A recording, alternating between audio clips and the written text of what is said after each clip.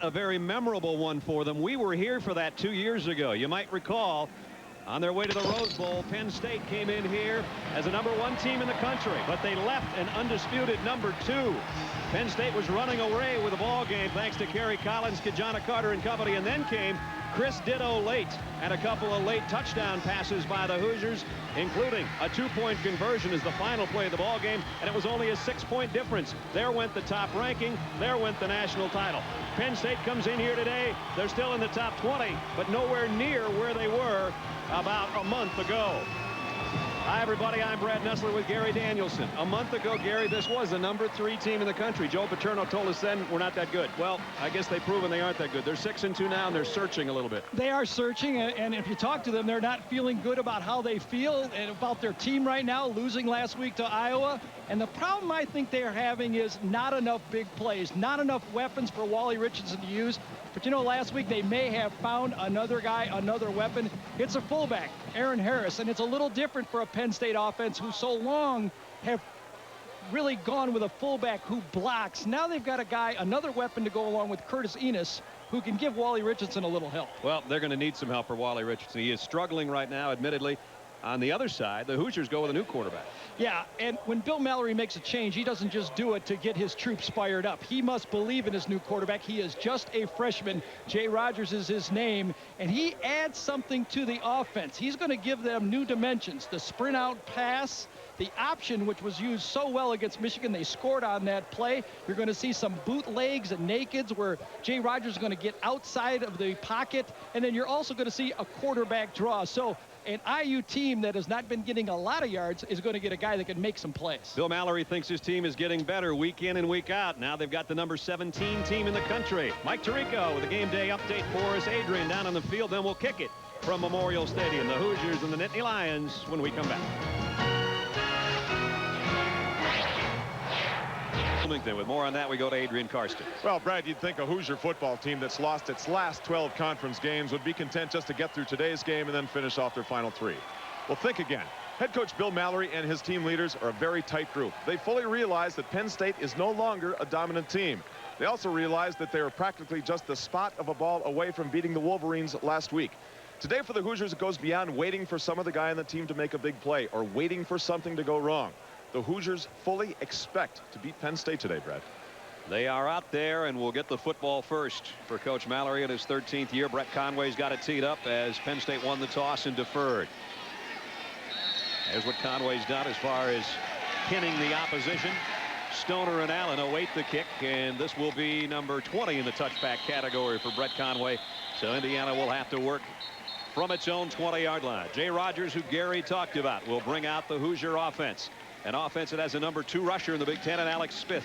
Steve Lee is the big fullback that'll lead the way for him. Dorian Wilkerson's become the favorite target of the quarterbacks for Indiana. Stoner and Klusmeyer round out the receiving core. George Vitalis right now they say is playing as well as anybody on the front wall with Sieve, Lekowski, Banks, and Lewinsky up front for Indiana against the Penn State defense that comes in here 12th in the country in scoring defense. 1st and 10. Indiana from its own 20. Penn State almost jumped, and now there is movement. And penalty markers down. And let's see who got the early jump. Looked like Penn State had hopped into the neutral zone, and then the ball was snapped. I think Sipe snapped it, assuming they'd get 5 yards. Offside. Defense. 5-yard penalty. Replay. 1st down. So the senior center does that and gets a free 5 yards against the front wall. Brandon Short had a great game. 3 tackles for loss and a blocked field goal last week. Wasn't enough to beat Iowa. Fornadel, Noble, and Schneider round out the 4-man group. In the 4-3 defense, Jim Nelson right now leading tackler. Filardi and Collins. And a change in the secondary. Shino Prater in for Brian Miller out with a bad hamstring. Tate, Herring, and Lee round out the Penn State secondary. So 1st down and 5 for Alex Smith. And he got about 2. Nelson was one of the first guys there, along with Brandon Noble. Alex Smith, another good year, but he's had some crucial fumbles throughout the course of the season. Yeah, 4 games where he had a fumble that really could have led to defeat or cost him defeat against Miami, Kentucky, Northwestern, and Michigan. All key fumbles for a guy who Really, Brad, even as a freshman, it's been a habit of his. He's never really gotten away from it. Second down and 3. 2 tight end set.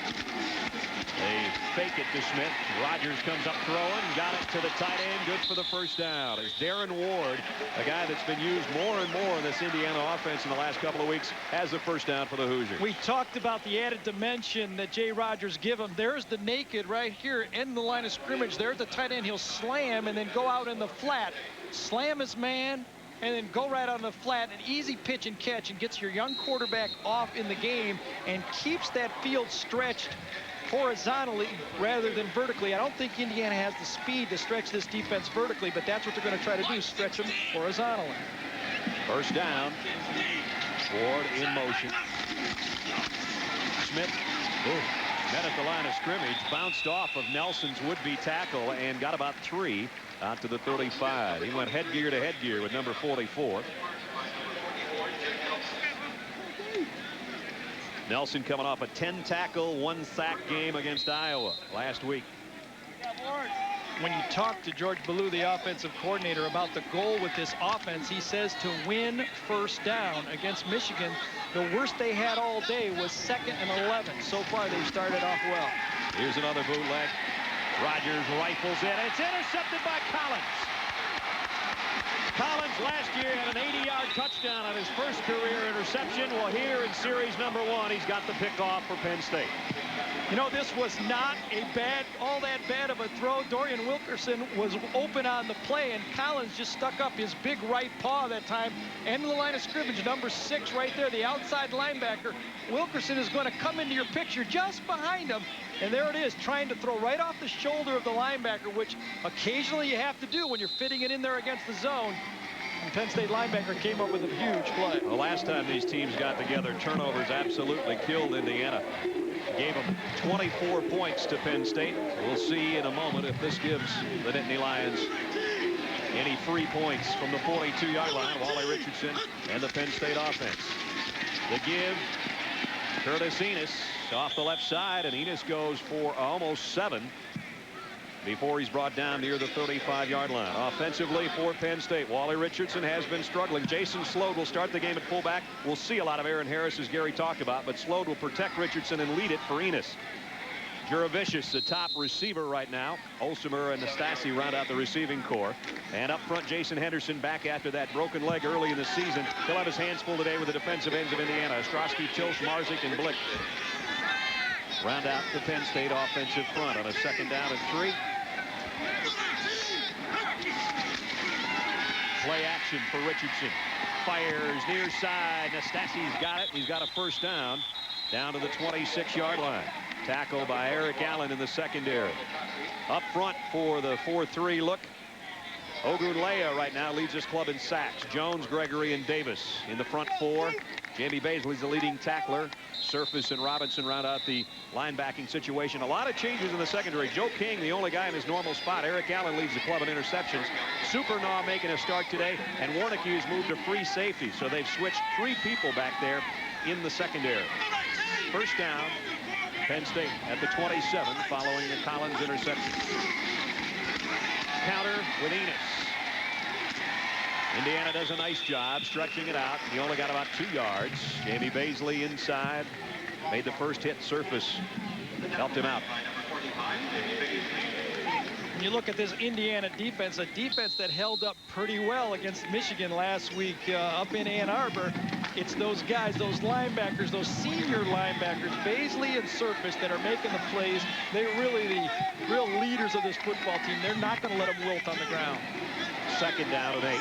Football at the Indiana 25. Richardson wants to throw to the end zone. Overshot Nastasi. Pretty good coverage back there by Joe King, the cornerback.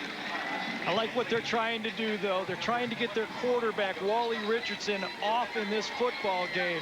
He had such a tough outing last week with the passing game that they're trying to give him some safe throws, some 3-step throws, and Franny Ganner right there, the offensive coordinator, knows he needs some plays out of his quarterback to really be a factor in the second half of this Big Ten schedule.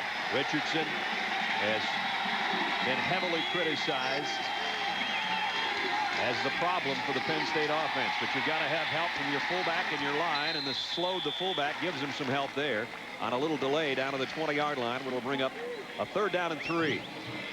Slowed to load. He's the big fullback, and Harris is the man that gains a lot of yards from that spot. Nate Davis, this guy right here, end of the line of scrimmage, really takes 2 guys on Blick that time, and Henderson really blows up the play before it gets started.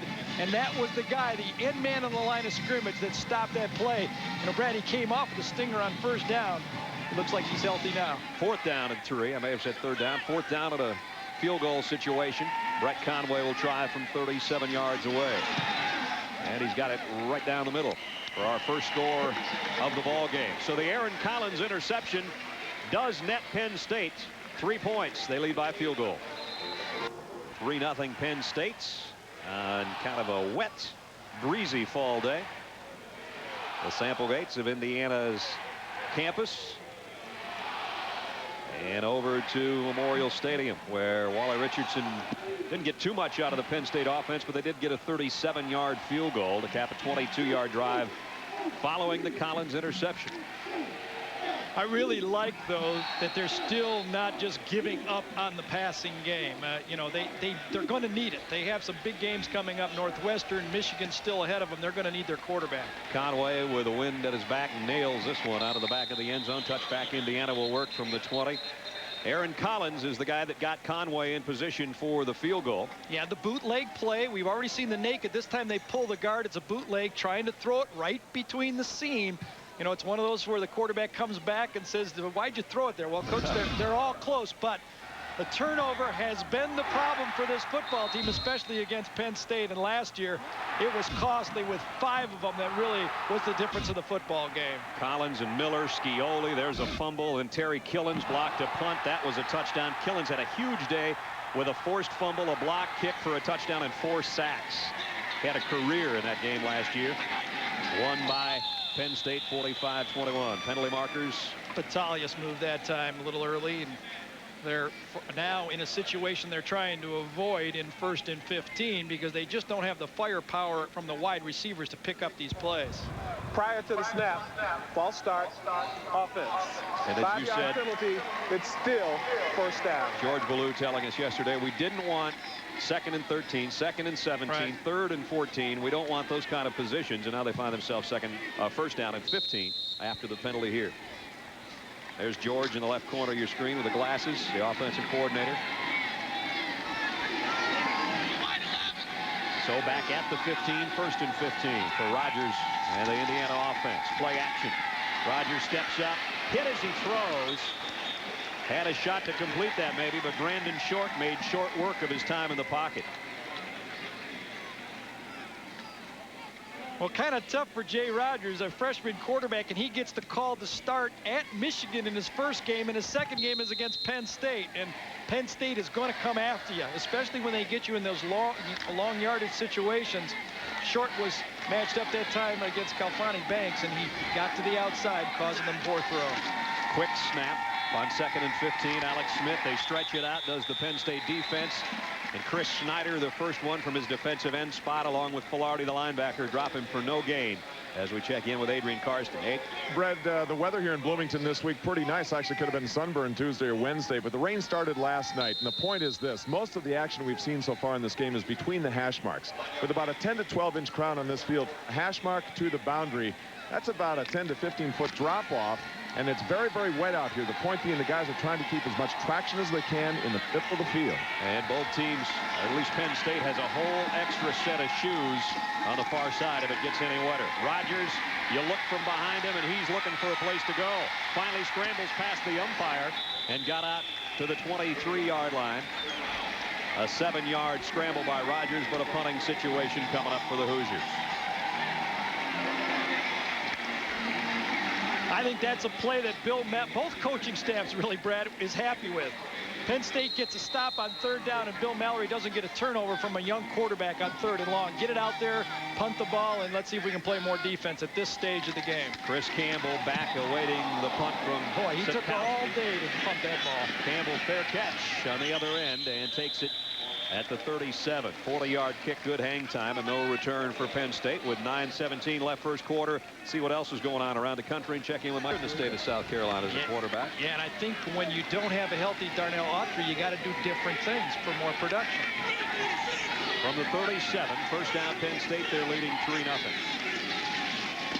Curtis Enos got 2 nice blocks, cuts outside, and he's dragged down at the 42, but he got a 5-yard gain before Eric Allen could bring him down. The knock on the young fullback Aaron Harris, Joe Paterno told us last night, and why he's not playing enough, he doesn't block well. Well, this time he doesn't. Well, he kind of bends down just a little bit. I think Joe wants a little bit more physicalness, but let's say he did his job. He got it done enough for Enos to find an opening. Yeah, I don't want to be, real harsh, but fullbacks, you expect a little bit more than that. Well, Joe likes those fullbacks that just stone the opposition right at impact, and that's it. Second down and 5. Enos again, following Harris. Well, he got a piece of Jamar Robinson, the linebacker, did Harris, and Enos got it out to the 45, but it's still 2 yards shy of a first down. Funny, we were meeting with Joe last night. I mean, Brad, he really does not look short-term either, just this game. Right. He doesn't just look at what Aaron Harris did with 152 yards rushing last week. He has to think ahead. And the redshirt freshman, he says, I've got to teach him that he's got to be able to block or he's not going to play all the time. I don't care how good of a runner he is, right. He's going to block. Well, he got dinged up a little bit, I think, throwing a block there. He's out, slows in, third down 2. Enos, and he's tackled behind the line. Matt Surface slides in there and says, Punting situation, Penn State.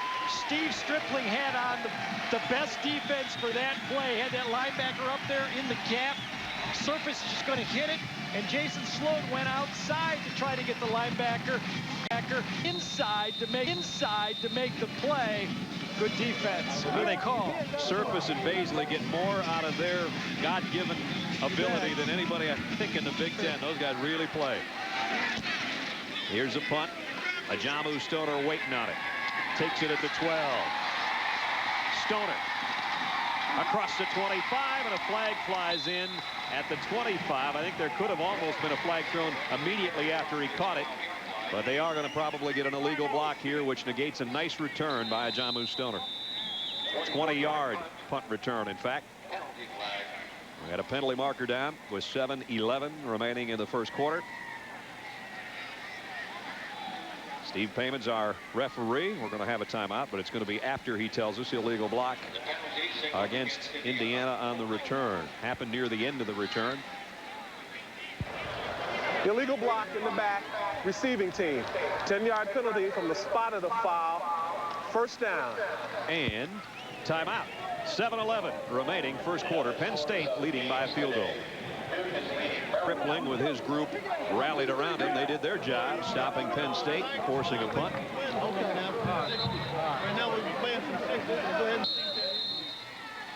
The offense for Indiana working from its own 15-yard line after the penalty on the punt return. They would have been in a lot better shape without that penalty. Quick snap again. Here's the play-action bootleg. That pass tipped and intercepted. Picked off by Sean Lee. Somebody got a hand on it, Gary, I think, and it was easy pickings then for Sean Lee. I think Aaron Collins tipped it, and Sean Lee comes up with it. He's trying to go to Steve Lee. That's a lot of names here. See if number 6 doesn't get his paw on this one. Yep, there it is. Gets the pick off, and on another bootleg. They've run 2 bootleg plays, kind of new for this offense. They've really had them open both times, and they've gotten 2 interceptions out of it. I want to say Aaron Collins is having a big 8 minutes here, but he's picked one off and forced another one that ended up being an interception. First down, Penn State at the Indiana 25. Another gift for the Nittany Lion offense. Cleary and Fields, a brand new backfield, but it's Richardson wanting to go. He thought about end zone and thought too long. Nailed as he threw it by Damian Gregory. Wanted the home run ball and nobody open. Let's check in with Mike Tirico. 3 grabs, 3 touchdowns. Second down at 10 after the incompletion. Little delay to choppy Fields. Trying to break a tackle, but he can't. Nate Davis was hanging on for dear life. So was Matt Surface. Short gain. And a third down, about 8 coming up for the Nittany Lions. Well, this Indiana defense has only given up 143 yards a game rushing, and they are pretty tough and real stout up front. Joe Paterno told us that, hey, they manhandled Michigan a week ago. This wasn't any fluke the way they played. They played a man-to-man tough and out-physical them. 3rd down and 8. Juravicius and Nastasi, the wideouts. Whoa, that was fast. Supernaw looked like Superman. An outside blitz from the nickel protection, and Penn State should not be surprised they're getting the blitz. Coming from right there in the middle of your screen. No one turns on him, no back. Wally Richardson never looked at him. That's a series of mistakes that is really costing this Penn State offense, and why they struggled so much against Iowa a week ago. That's all they saw is blitzes, and that's all they're going to see unless they learn how to really attack that play and defeat it. Brett Conway against Temple hit a 52-yarder, his career long. This is a 49-yard field goal attempt, and it's blocked. Damian Gregory, I think, is the guy that got a hand on it. Indiana takes over at midfield. Brad, Damian Gregory got in there so quickly, he could have kicked the ball.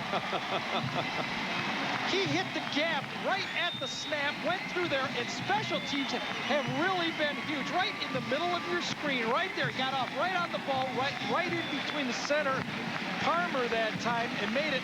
And Penn State is very fortunate that that ball was not picked up and run for a touchdown. And if there's one thing that this Indiana team has been doing well is special teams lately. They had a fake punt against Michigan last week. They've had a TD block for a punt block for a touchdown. They've had a fake field goal for a touchdown this year. Special teams have been real effective. Best starting field position for Indiana, just on the Penn State side of midfield. Alex Smith finally finds a little bit of room. Got tattooed at the end of that one by Brandon Noble, but he got 8 yards. Let's check in with Mike. Brad was been around about 6 years. 6 years. Led that team rushing, what, 4 years ago? Yeah. 2nd down and a short 3 for Indiana. Smith gets the short 3. 1st down for Alex Smith. Got down to the 39 and tucked inside the 39-yard line. They'll move the sticks, and now Indiana hoping to take advantage of a turnover. Blocked field goal by Damian Gregory, who had 2 big plays on that last series defensively for the Hoosiers. When you watch Indiana run the ball, if you haven't watched them much, take a look at Steve Lee. When he goes in motion, number 37, he's like having an extra blocking back in the backfield. That's the isolation play they like to run off of motion. Penn State shows blitz. Here's a toss to Smith. And maybe got a yard out of the end of it. Jim Nelson and Aaron Collins over there. Kim Herring from the secondary. Tough sledding so far for Alex. Exactly right. When you have a free safety, Kim Herring, he's the guy that can really run that alley and turn the play back. And he really ran the alley that time and forced Alex Smith to cut back on the play where all the pursuit was. Only 17 yards on 6 carries so far for Alex Smith. See the numbers on Herring. And a 2nd down and 9 with 4.5 minutes remaining in the first quarter. 3-0 Penn State. Here's an end around coming. Dorian Wilkerson got around the first man, looking for a block, tucks inside, and he might have a 1st down. They like to run both Stoner and Wilkerson, and this one almost pays off for a 1st down. In fact, he might have it. Well, they got burned last week, the IU staff did, with Charles Woodson's touchdown reverse for Michigan against them. And George Ballou told us yesterday, we've got 3 reverses scheduled to call in this game. Well, there's the first one of them right there. And boy, that looked nice, but Penn State pursued and made Indiana get the minimum out of the play that they could have got. That play looked wide open when it turned the corner. Length of the football short of the 1st down. There's George Ballou. And Bill Mallory, they've been together a long time. Coach Mallory, his 13th year here, his 26th year as a head coach. All-time winningest coach in Indiana history, but 0-3 against Penn State. Yeah, and this losing streak in the Big Ten is just eating him up sure yesterday. He is ready to get that thing off, and the word he used, and you could tell, was he was irked. With the whole 3rd down conversion has been a struggle Let's see if Steve Lee can lead the way. They're just going to do the quarterback. Quarterback sneak for Rodgers for the first down. Jay Rodgers, a quiet, unassuming type of young man, and they're trying to get him a little bit more vocal in the huddle as the leader now of the Indiana offense. Is Chris Ditto, is the guy that started the year and was hoping for big things in his senior season. Yeah, and Jay went out of his way when we talked to him yesterday, saying that Chris has been great about the whole situation. He's been in there watching film with them, showing them whatever he can, and Chris told us a couple weeks ago he is not going to be negative about this. He wants the team to do well. Well, of course, 2 years ago, Chris Ditto became the name of the weekend against Penn State. Here's a quarterback draw for Rodgers. Got some room in front of him. Inside the 20 to the 18 before Filardi can bring him down, but it's going to be close to another first down for Indiana. As we check that, we'll check with push off that front wall, and Alex Smith got a couple of yards.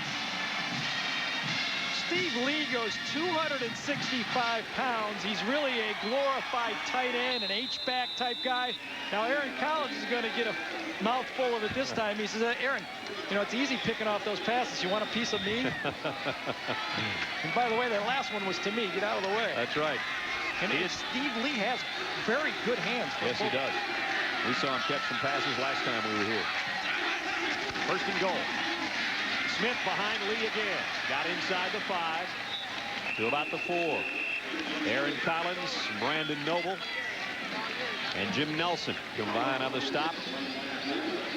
You know, that offensive line for Indiana has been doing a good job. They blocked a defense at Michigan that a lot of people did not feel they could block. They're one of the best rush defenses in college football. But George Ballou and Bill Mallory said we were not going to get in an east-west game with them. We were going to run right at them. That looks to be the game plan today against Penn State also. Second and goal just outside the 4. Just a passing down. Here comes the option. He'll keep there and score.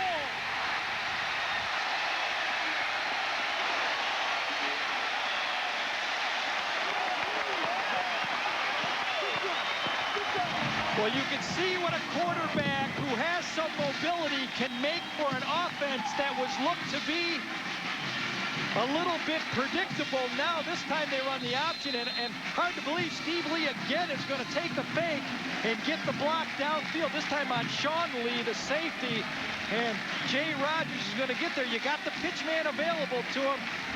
Prater goes out for the pitch man. The quarterback trots into the end zone. Last line of defense at the goal line was erased by Steve Lee, the fullback. And following the blocked field goal on one end, 49-yard drive capped from 4 yards by Jay Rodgers. The Hoosiers lead. It's a happy freshman defensive tackle, Damian Gregory. He blocked the field goal by Penn State. 49 yards later, Jay Rodgers took it in. All running plays, those 12 plays, a 4-yard option run by Rodgers for the score. 7-3 Indiana. Kind of a knuckleball kick taken by Kenny Watson. And Watson leveled at the 25-yard line. And that's where Penn State will work now, trailing 7-3. More college football coming up later on ESPN. From the Big East at 7 o'clock, the Miami Hurricanes, 2-game losing streak now. They take it to a tough spot, West Virginia. They'll try to slow down Amos Zeroué, and he's got a little turf toe problem. They hope he can play. 12th-ranked Mountaineers at home. 7 o'clock tonight, following the Residents in College scoreboard. And the Hoosier fans have something to cheer about here in the late stages of the first quarter. One more play in this quarter's history will turn things around. Play action. Richardson throws on the run, completes it to his tight end across the 30. Cuncho Brown got Cuncho'd after about a 7-yard gain by Supernaw. And the first quarter has come to a close. Indiana leading at the end of one, 7-3. With Gary Danielson, Adrian Karsten. Second quarter set to start from Memorial Stadium. Penn State trailing Indiana 7-3 after the blocked field goal. Speaking of eyes, Aaron Harris has got a shield over his eyes now after getting poked in the eye earlier in the ballgame. First quarter stats. And he gets the call. Harris on a second down and short. I think he got enough for the first down. That bad surface. He is really a good football player. He sure is. You know, that's one of those guys where, as we talked before, if he's out of Northwestern and Ohio State or somebody that's going to some bowl games, he and Beasley people are just raving about him. But, you know, when you get on a game that's winning a lot, nobody notices you. Aaron Harris with that carry and the new shield. Adrian, what do you got on that? God, they were actually talking about the possibility of putting a patch over that right eye. I don't know how you're going to be able to put him back in the game and have him run only to probably his right side if you can't see the flow coming from the other side. So the shield is now doing the best it can. He got the first down at the 36. Play action for Wally Richardson going downtown, and this one laid up there too high, almost intercepted. See, that ball was thrown about 2 seconds too late that time. Joe King was in coverage, and that ball was thrown where the receiver had to stop, and that's the lack of execution that they're having. This time it's Corey Jones. That ball should be thrown now. He hesitates just that 1/2 second. You know, for half second for a 4-4 receiver, that's 10 yards on the field, and that's the lack of execution in the passing game that's bringing up these 2nd and 10s, and the passing game is getting the minimum for Penn State. The thing that was frustrating for Penn State last week in their loss to Iowa, they had some people open, and Richardson didn't hit them. They could have had big plays and maybe a victory, but didn't turn out that way. Now he's throwing a fade for his tight end. Rather Juravicius, not the tight end. Juravicius so big sometimes you think he's a tight end. Well, there's the play that Indiana got burned with when we were here against Northwestern, when Schnur had such an outstanding day.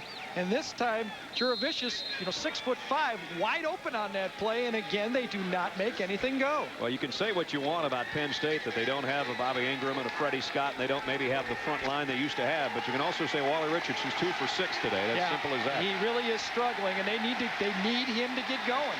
They're going to blitz him here too, I can just tell you. Here they come. Richardson stands in, completes it, but drops. Immediately is Olsemer. Boy, nice open field tackle out there by Eric Allen. When a team blitzes you, you have to look downfield and make some big plays. That time, the blitz was blocked pretty well, and Penn State gets the minimum out of it. They're going to hit the tight end on a full blitz this time. They've got a guy running down the middle of the field and guys that are open on the play. The defense is happy. Throw the ball for 4 yards on a blitz. They blitz you with a chance for a sack. You complete the pass, don't get a first down. Darrell Kanya to punt. Got a pretty good one. Backs up Stoner to the 12. Ajamu Stoner to the middle of the field and across the 25 to the 26. Give him 14 yards on the return. No penalty that time. And Indiana with a lead and the ball back. Just 6 is warming up for Penn State, and that's Mike McQueary. He warmed up a little bit last week against Iowa, but didn't play. Alex Smith broke a tackle at the line of scrimmage. Got out for 9 to the 35 before Herring runs him out of bounds. Let's check in with Mike Tirico. Penn State's backup quarterback warms up. Syracuse's backup quarterback, Keith Downing, is the holder. Oh, it's a fake field goal. Nobody's open, so he's trying to make something happen. Shalom toe-free, knocks it free. The kicker, Nate Stroud, has no idea what to do. And look at Eric Stores. 67-yard fumble recovery. The Eagles lead the Qs by 7. Dan Henning's BC team playing pretty well lately. 2nd down a yard for Indiana. Smith got 9. And now the man that took his spot, Jason Spear, down the sideline.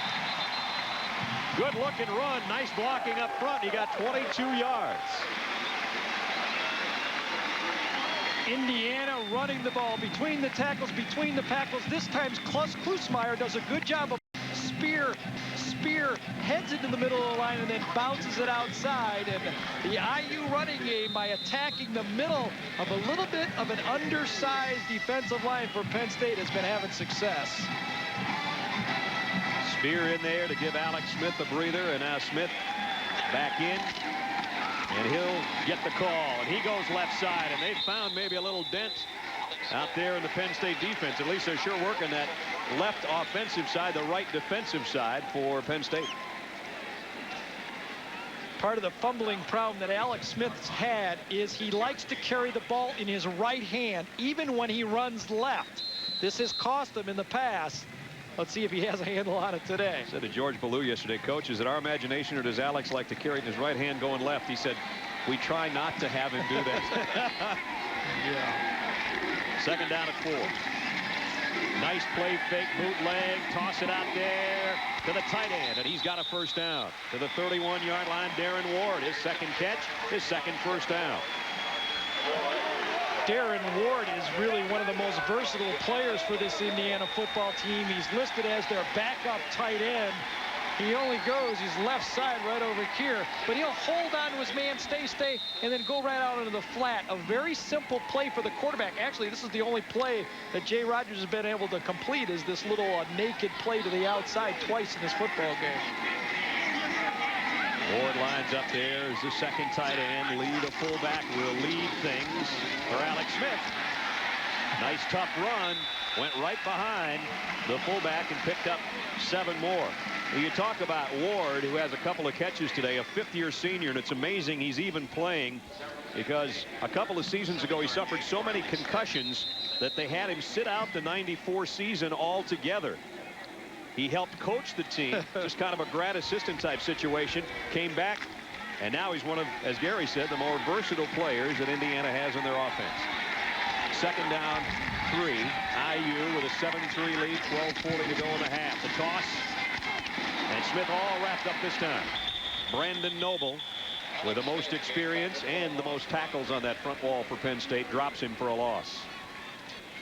Jerry Sandusky, the longtime defensive coordinator for Penn State, understands, as he's gotten more experience in the Big Ten, that he may have to get a little bit bigger to stop the power game in the Big Ten, and they're trying to do that. They're trying to recruit that way, but right now Big Ten teams have been taking it right at them. Yeah, you can't turn it all around in 1 year. Although Iowa only had 8 first downs last week. That's true. 7th play of the Indiana drive. 3rd down and 5. Penalty markers might end up being 3rd down and 10. Let's see who the penalty is against. Lewinsky come out of his stance. Body language says Indiana, doesn't it? Yep.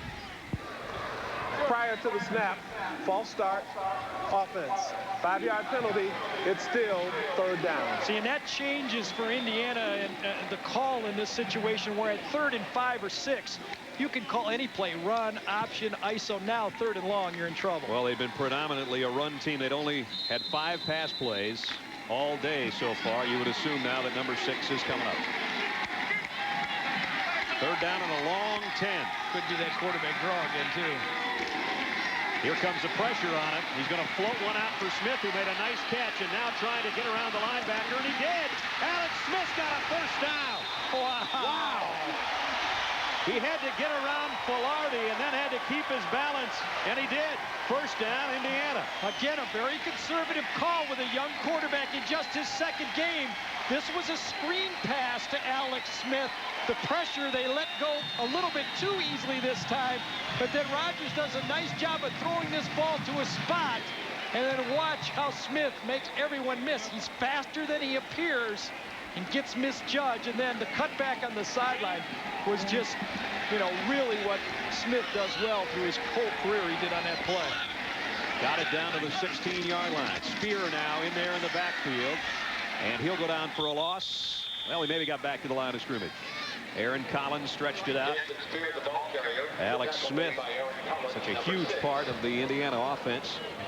And in the first quarter this year, they have done a tremendous job against the opposition. The rest of the game that's been killing them. Yeah, that darn rest of the game thing, you know. Those final 3 quarters can be murder sometimes. 2nd down, a long 9. We'll give Spear 1 on the carry. Here they come, too. Loading them up. Option left. Rodgers will keep it. He ran out of real estate. Nice job by Rodgers, realizing that time that the pitch wasn't going to get him any more than what he could get running himself. And you can tell Rodgers is a very heady football player. His dad is a coach, and he just has a real comfort level with play in the game, and his savvy for the game really is more than his years of playing. Bill Mallory watching his team out to a 7-3 lead. Jay Rodgers' dad, Randy, former head coach at Evansville. He's the recruiting coordinator now down in Austin at the University of Texas. Another good-looking drive. Little by little. 3rd down and 7. Spear in motion out of the Indiana backfield. Rodgers throws complete inside the 10, well short of the first down. Filardi makes the stop on Wilkerson.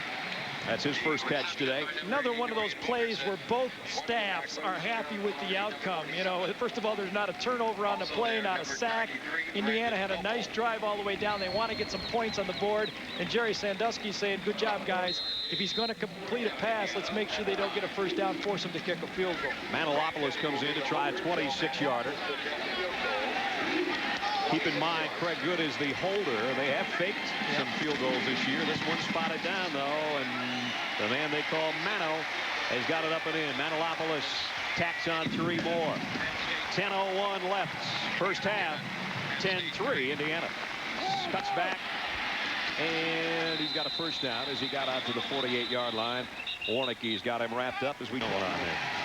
First down, Penn State near midfield. They trail 10-3. McQuarrie spins, throws a slant intended for Jurevicius, incomplete. Not a bad pass, but Jurevicius didn't hold on. And let's check in with Adrian on the sideline. Brad, I'm right behind the Penn State bench, and I can tell you right now, Wally Richardson is not happy with his quarterback change in the decision. You can see all the confidence run right out of his face. Tell you something else. I talked to Fran Gannon right before kickoff. He said this is going to be Wally's coming out party. He came out all right, too. Maybe the party's over, though, huh? At least for today. We'll wait and see. Right now, it's McQuarrie's show to run. Second down at 10. He throws across the middle, incomplete. Well, Brad, that's really 2 straight throws he's thrown behind the receiver. Jurevicius could have caught the first one, but this time to Cuncho Brown, that ball was thrown where it was not catchable. And McQuarrie has to come through now because the passing game is going to be needed in this game. And, you know, both quarterbacks for Penn State are going to, I think, struggle because the wide receivers do not scare anyone for IU. Chris Campbell comes in now to take Jurevicius' spot. Nastasi stays out wide to the right side. This has been a blitz down for third down. Third down at 10. It might end up being 3rd and 15. It looked like Penn State had a little bit of movement as the blitz look may have urged them. Quarterback simulated the start of the play. 5-yard penalty. It's still 3rd down. Now, see, I don't like that. When the tackle holds, they don't say what tackle held on the play, but when the quarterback makes a mistake, it's the quarterback. It's the quarterback's fault. Like they don't show it enough, the quarterback's fault in the game. McQuarrie thought it was on 1. It was really on 2. Whoa. 1.5 or 2. Somewhere after Hutt. 3rd down at 15. Quick snap this time. Deep ball, man open. Jurevicius has got it. He'll have a touchdown.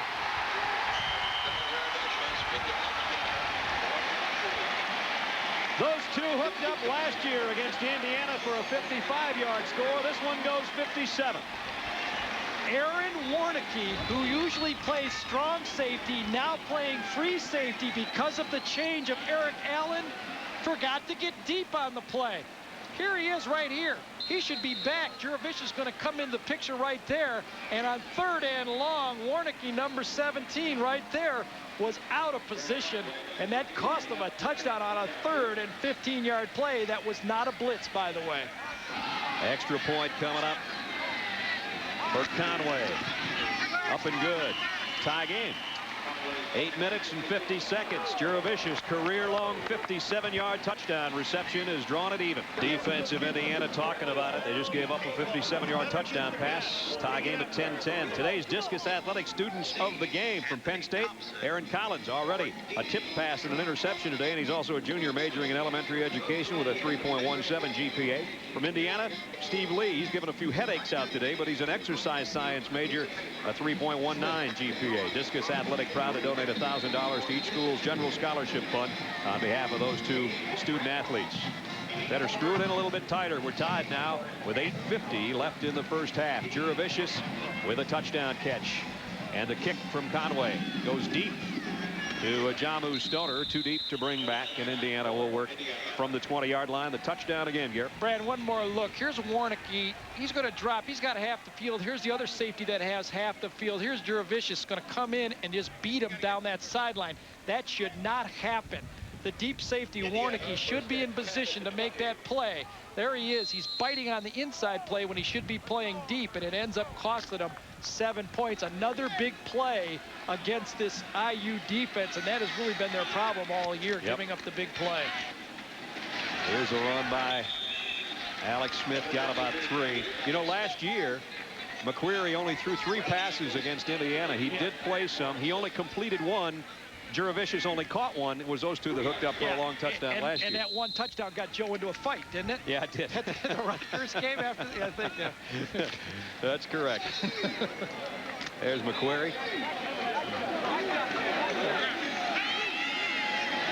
Second down and 7.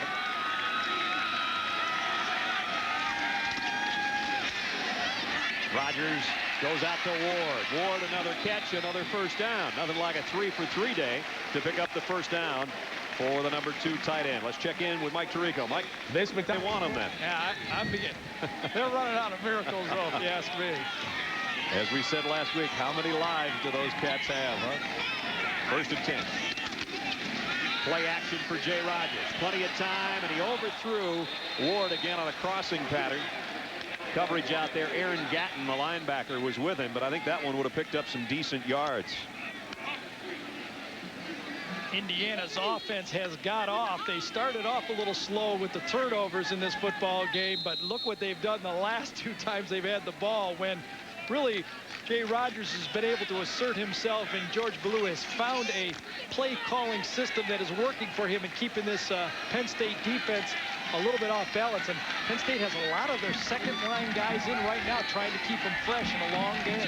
Extra receivers in, too, for Indiana. Thinking about a quarterback draw, and weaves his way. First down, Rodgers.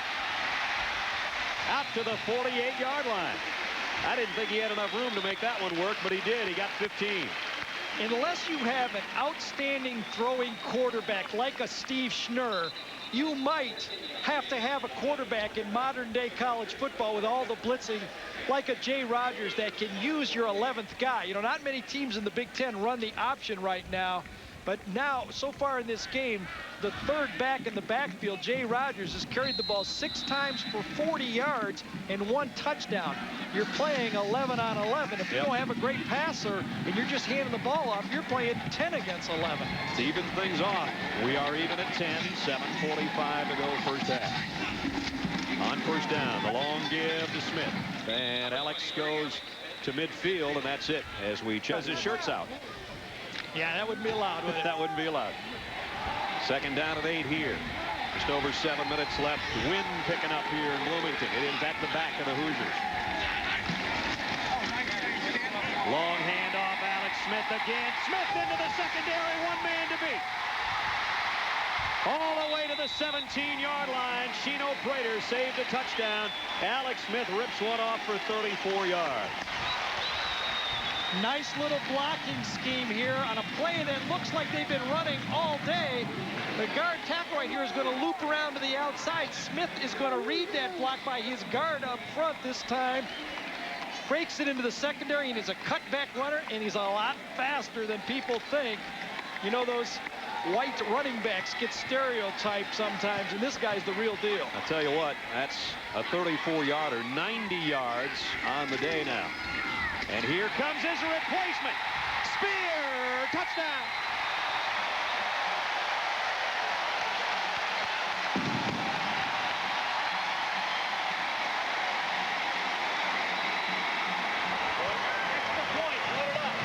Not a bad 1-2 punch. Got to load the cannon again. The tough thing about playing your backup players are you second-guess yourself when they drive the ball down the field that time. If you follow Steve Lee, even if you're a backup, you got to be smart enough to know, follow number 37, good things will happen. Extra point, Manilopoulos up and good. 6:33 as the cannon goes off again. Remaining first half, Indiana by a touchdown. With Alex Smith, and then you throw a spear at the defense. In this case, Jason Spear. 16-yard touchdown, caps an 80-yard march in 7 plays. 3 straight scoring possessions now, and Indiana leads 17-10.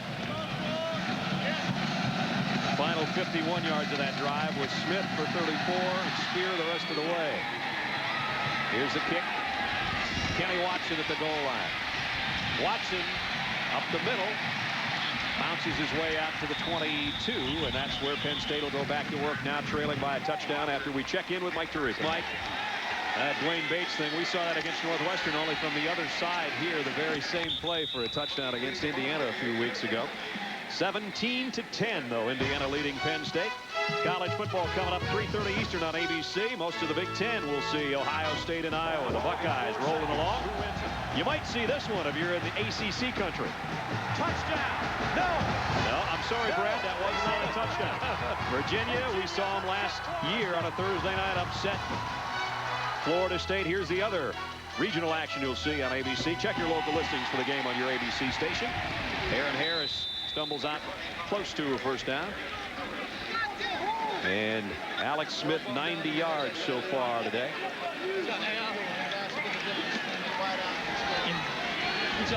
Bill Greer at Indiana.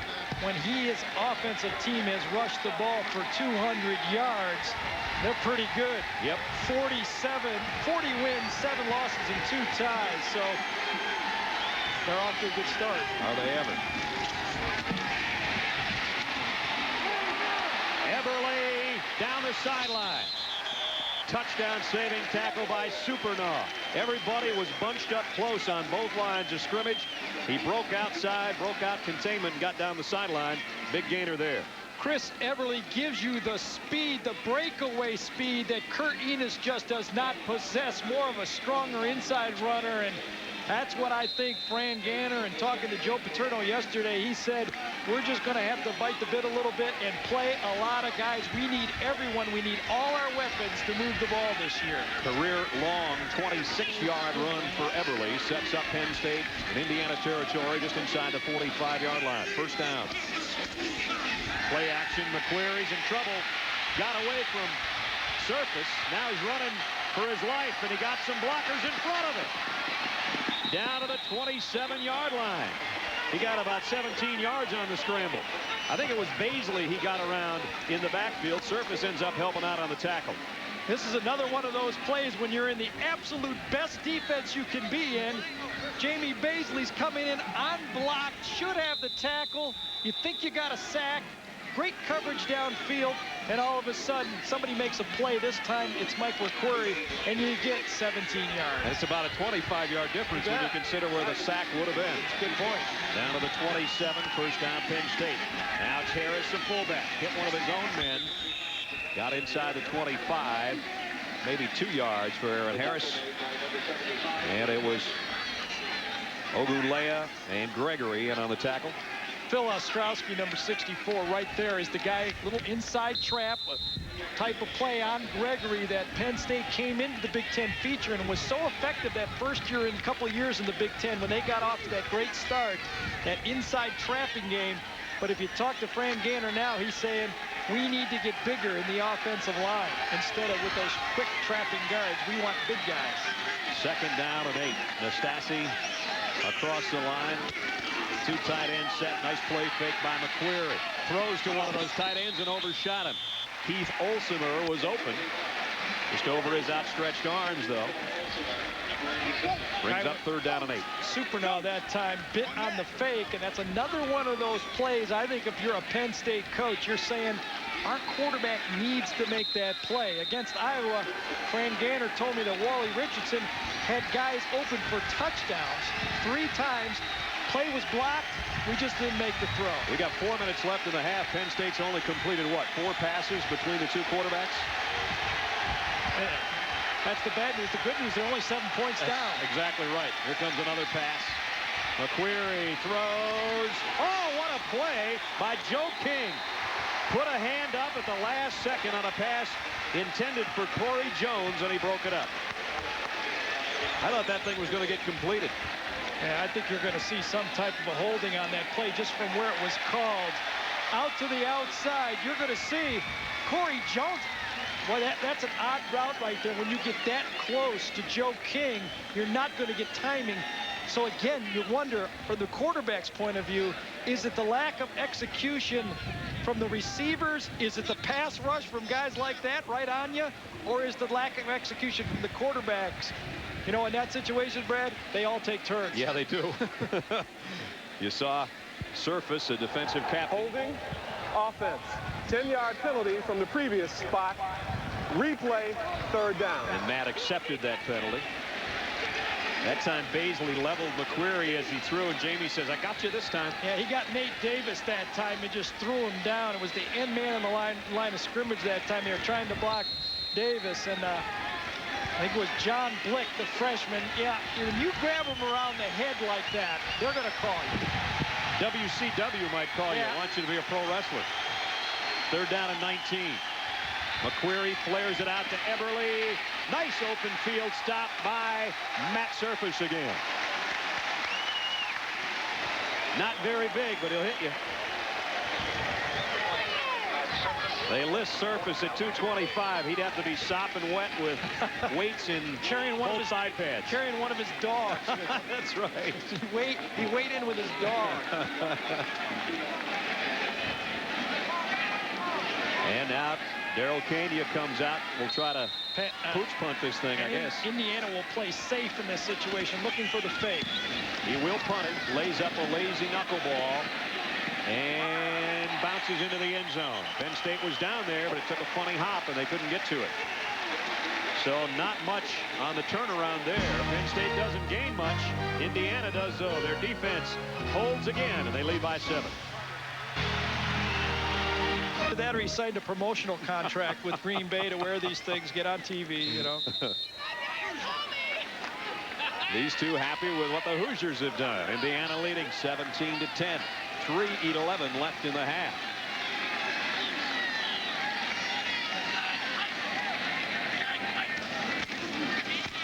Toss. Alex Smith got the corner again.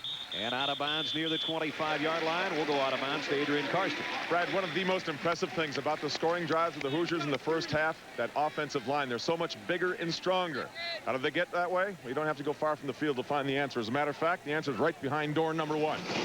Take a look in this weight room. 21,000 pounds of free weights that these guys use in 3 basic exercises. The bench press, the squats, and the cleans. You got to keep in mind, some of these guys up on the offensive line has increased 10% in each one of these lifts. And when they're benching 400 pounds, that's increasing 40 pounds per lift. That's a lot of weight. Then they take it right out onto the field out here. That's the payoff. They took it out there to get Alex Smith another first down. That weight room's almost as big as Adrian's refrigerator at home. Just opening the refrigerator door, huh? Alex Smith over 100 in the first half. 20 carries, 110 yards. And Gary, they're making a living going left, running the football. Going left, Jack, going left. And they give it off on the right side. That's Jack and Hank when they did so many games together. At the 40. They go left again. They do again. And about a 4-yard pickup to the 44. It's almost time for a mic in the box. Let's check in with Tirico. Guys, coming up on the halftime report, we'll take you to East Lansing and Evanston. Check out what else is going on in the Big Ten.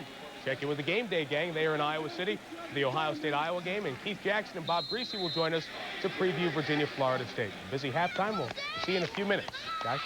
All right, Mike, and as our friend Keith would say, oh, we got a Dende going on in Bloomington. 17-10. Hometown team with 2:10 left in the half. Second down, 7. Here comes a blitz on Rogers. Fires it out, complete to Ward. This will be the first catch for Ward today. It doesn't move the chains. He only got about a yard pickup. Nice play by Aaron Collins, who's had an exceptional year and a big first half here. An interception, a tip pass, and pulls down Ward there for very little gain. How aware is Jay Rogers right now? He was pointing to the coach and telling him that there was 1:40 to go. And he wanted, should I run down the clock or should I hurry up right now? What do you want? He was asking from the side field, what do you want? Hurry up or slow down? You got to tell me. Bring it up down to a 3rd and 6 here at the 44.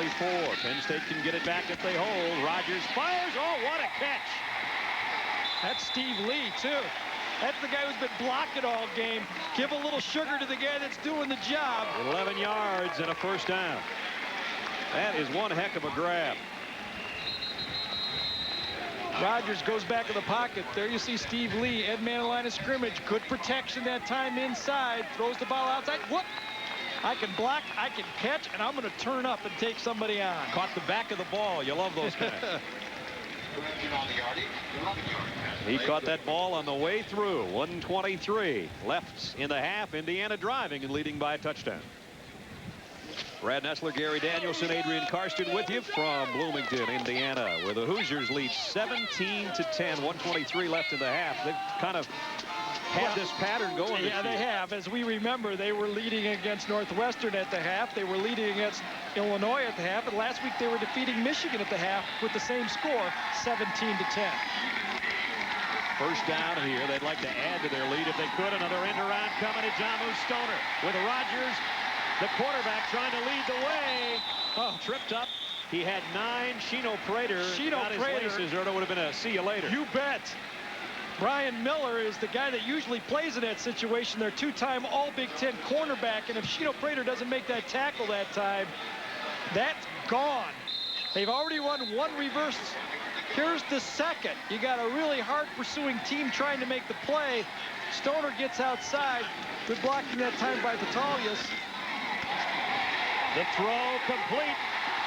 Down the sideline of the 16 goes Versi Gaddis. The defensive back slipped, and Rogers to Gaddis for 20. Jay Rogers has changed this offense. It is like night and day from what we saw before. And I don't want to get on Chris Ditto, because Chris Ditto is an outstanding pocket passer. But just like Rick Trefsker at Purdue, their team doesn't have the ability to do what the quarterback does. So John Reeves went in at Purdue. Jay Rogers comes in at Indiana. It's a new-look team, and they are moving the ball. And a timeout with 43 seconds remaining in the half. Indiana's got something going, leading by a touchdown and driving. There's Rogers, who's hit 8 of his last 9. Well, he gives them all these other options, Gary. I don't know if he's used the sprint out pass, but he's used the option pass.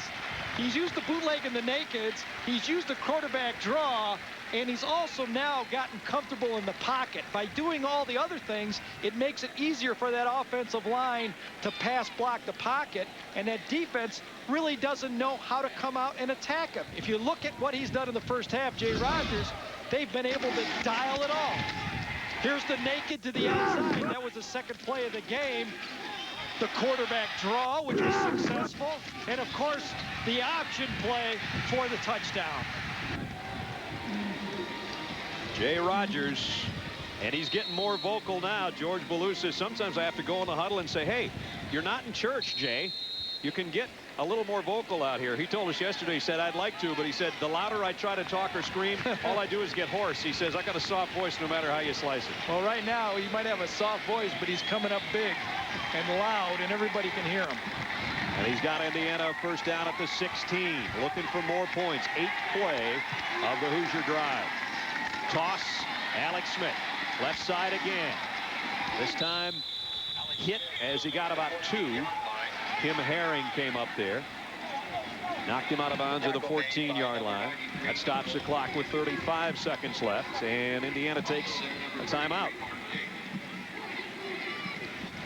So Rogers will come over and talk to Coach Mallory with 35 seconds left. And they have 1 timeout left at their disposal prior to halftime here. The wind at their backs right now, kind of a crossing wind, but getting stronger all the time. And I tell you what, if they could add another touchdown before this half, the weather, quite frankly, might change the complexion of the game in the second half, because it's getting nastier as we speak. Let's check in with Adrian. Well, Brad, for 5 years now, Bill Mallory has been walking into the homes of recruits, lugging this artist's rendition of what he described as a soon-to-be completed indoor practice facility. Well, finally today, $6 million later, the Mellencamp Pavilion has become a reality. Earlier this week, the Hoosiers completed their first full indoor practice here. And remember some of John Mellencamp's lyrics? Jackie's going to be a football star? Well, at least now he's got a nice, comfy indoor place to practice. That is a beautiful place. Over to our left as we view it. And as we come back into Memorial Stadium, you don't have to pan too far to see the Hoosiers at the 14-yard line of Penn State. IU likes to throw the corner or flag route in this situation, the slot receiver. Rogers wanted to, now pumps and goes to the short man, incomplete. You're exactly right. Although that time Penn State had read the scouting report and knew that they like to throw the flag route, and Wilkerson was not open. He had to go to the secondary receiver, Darren Ward, but Jimmy Nelson was right on the coverage. So now it's 3rd down and 8 with 31 seconds left in the half. They're well in Manilopoulos field goal range right now, but again, one more shot here to try to get a touchdown. And if you're Jerry Sandusky, what do you expect? It could be the quarterback draw, it could be the option, it could be anything, and that's when a good offense is working, when the defense has no idea. 10th play of the Indiana drive. Alex Smith comes out of the backfield. Here's a throw to the middle. Wilkerson right past the ear of the umpire, but well short of the first down at the 11-yard line. And Jay Rogers right now is the calmest guy on the field, saying, settle down, everyone. I'm going to run that clock down to 2 seconds, and then I'm going to take a timeout. That's when you know you have a quarterback that knows what he's doing. When he's so savvy, he knows what's happening in the game. 5 seconds to go. He knows they kick the field goal, and the half will be over. Manilopoulos will come on to try to make it a 10-point Indiana advantage at the break. Young guy has done a heck of a job so far. He really has. Big second half yet to go. And as Gary mentioned, Indiana has seen second half leads disintegrate many times this year. Really would have liked. Coming up tonight, don't mean to interrupt you, Gare, Minnesota and Michigan on the deuce. I don't know, can the Golden Gophers at home, Gary? That's kind of a tough place. Yeah, I think it's the real sleeping giant. The home field advantages in the Big Ten. If they could ever put a field together, a team together, they'd have a field that could really make an impact. And you know, people will come and watch Michigan play. I expect that to be really a hostile crowd. So Bill Manilopoulos will try one here. And the man with a cannon. That is a small cannon, but let me tell you, it makes as much noise as that huge one they have outside the stadium. They'll put this one down to try a 28-yard field goal. Manilopoulos has 3 more. Let her rip.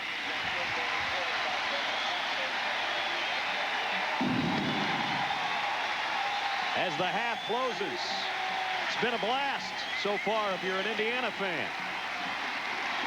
We've played 2 quarters, and the Hoosiers on their feet. They lead 20-10 at halftime. And now the Office Max halftime report. Here again, Mike Tirico. Well, guys, For 200, when you run the ball for 211 in the first half, you are going to have a good offensive day. And when you also have 2 turnovers down there in the right-hand column and still lead by 10, you know you've played well for 2 quarters. But 2 quarters left, and that's been the story, really, of both these football teams this year. And we'll develop that as we go. Warming up Jay Rogers on the sideline. Penn State will have the ball first, though, and they made a quarterback change, of course, in the first half. Mike McQuarrie in for Wally Richardson. So the third quarter set to begin. Bill Manilopoulos has got it teed up. Cordell Mitchell and Kenny Watson await.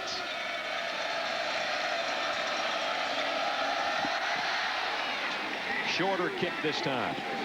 Watson from the 2. Watson, big seam right up the middle. Kenny Watson cuts outside across the 40 all the way to midfield and then some. That's the way you start the third quarter when you're trailing. A 53-yard kickoff return by Kenny Watson. Well, let's check in with Adrian before Penn State snaps it on offense. Brad, that's exactly what Joe Powell was hoping for coming out in the second half. But very honestly, I've never seen Paterno more concerned than he was coming out of this locker room here at halftime. Wouldn't even talk to me, waved me off, get out of here, don't want to talk to you. So I got to Fran Ganner and I said, Fran, what do you do to get back in this game? Nothing really different. He says our biggest problem is we've only scored 16 points in the second half of 4 conference games. That's an average of 4 points in the second half. They know that's not enough to win this game, Brad. That's true. That has been the problem. And Indiana all over Harris now. Short game there. Yeah, but their opponent has not been very hot in the second half either. There you go. 3 Big Ten games. A team that has not won a Big Ten game in 2 years have led in 3 of them this year and lost all 3 games. So yeah, you're matching a little bit of problems in both teams. You know both coaches are saying the same thing at halftime. Yeah. Here's McQuarrie in, a 2nd down and 9. At the 45 of Indiana. The long handoff. Harris ran into the umpire, bounced off him, breaks out, first down. to the 34, maybe the 33-yard line. Yeah, you use everybody out there you can, and if you got to run over a rep, run over a rep. And you throw a shoe, and the mistake he made in this play is he didn't fumble the ball like he did against Iowa last week when he picked it back up and went all the way. Coming right at him this time. Running the power play, bumps into the official, and it throws the shoe right at the end. He's going to get re-shoed as the Blacksmiths over there on the sideline. Meanwhile, on the field, it's 1st and 10. Counter to Eberle. Eberle had a big run in the first half, and he's got a nice gainer here down to the 27-yard line. So Penn State just blasting away with the ground game. And the shoes are filled, and there's the extras in case it gets even soggier out here. Those don't have any spikes on the bottom. Well, if we can hold that 108 guy, that guy's not going to play. No, I wouldn't tell you so. right there. No. You got 108 on the shoe, he's not going to get in. Speaking of people not making an impact on this football game, as you look at some of the shoes that aren't making an impact, Curtis Enos has made no impact on this football game. He has played very little, as a matter of fact. First man through, Harris. Got about a yard, that's it. Nate Davis, senior defensive end, helps on the stop, and there's Curtis Enos. 5 carries and only 16 yards today. This is a guy that ran for over 200 yards against Southern California in the first game. And then the last 3 games prior to this had only 198 yards over a 3-game stretch, and those stats aren't improving much now, so it's going to be more like a 50-yard per game. And Wally Richardson can only watch. He struggled to start the game. Mike McQuarrie in relief. Has a touchdown pass today, and he has a 3rd and 3 right here. Incomplete. Jurevicius slipped down on a field that is not the best of fields. There's home field advantage if you want to know it, right there. A field that, quite frankly, I think they're going to have to replace before the beginning of next year. Left top of your screen, Jurevicius slips on the play. Ball was thrown low anyway, but he would have had a chance as Eric Allen was on the coverage. Bill Mallory says we got to do something about this field before next season starts. I think he's happy to have the field he has with Jurevicius slipping there. It forces a field goal. 44-yard field goal attempt by Brett Conway. He's a good kicker. He's already shown that today. And he's got it. Another 3 for Penn State with plenty to spare. Conway from long range. 20-13, Indiana leads. 20-yard drive. They didn't get much on 6 plays, did Penn State, but they did get Conway's 44-yard kick, and they've cut the lead to a touchdown. When we were talking to Joe last night, he felt that their special teams was going to have to be big in this game, and he pointed out that they have not been. Conway hasn't allowed a kickoff return yet today either. Still hasn't. Another touchback and another Indiana possession to start from the 20-yard line. Gary was talking earlier about when Bill Mallory's running backs gain 200 plus, he doesn't lose very often. They already have 211. And we've got 12-13 remaining 3rd quarter. Well, to be honest, nobody loses that often when you rush for 200 yards. But when you try to feature the running attack for IU and it comes up big like they did today, you know you're feeling good about your offense. Alex Smith well over 100 already today. Came in as a number 2 rusher in the Big Ten to Darnell Autry, and here he comes left side. Cross the 25 and out to the 27-yard line. You know, Brad, we have not been keeping account in this game. You know, one of those things you can't watch everything, but it appears to me that the number of times they've run the ball left might be 75% of the running plays called have been to the left of this game. I agree with you completely. Going behind those guys over there. And it's been fruitful for them. 2nd down and 7, this time up the middle. And short of the first down by about a half yard, it appears. Chris Snyder made the tackle that time. Alex Smith over 120 yards on the day. And he is well, look at doing that. Pretty well to the left. Look at how far that is. And I would say maybe out of those 10 plays in the middle, they were cutbacks. They were more cutbacks that started out left. But look how few times we've run to the right. Instantly, our guys in the truck come up with Boy, the stats. they're magicians down there. They really are. 3rd down a yard. Quarterback sneak. Looks like Jay Rogers got enough. He needed to get right to the 30, and that's where that right foot of the linesman is down, and our referee Steve Payment says first down, Indiana. Sometimes you can get caught up in those statistics. You look at a statistic where it says if you rush for 200 yards, you win the game. And then as a coaching staff, you go into the game with the goal of rushing for 200 yards. I don't think that's been the case today with George Blue and the offensive staff. It looks like they've preached diversity, and the diversity has produced the yards. Whatever.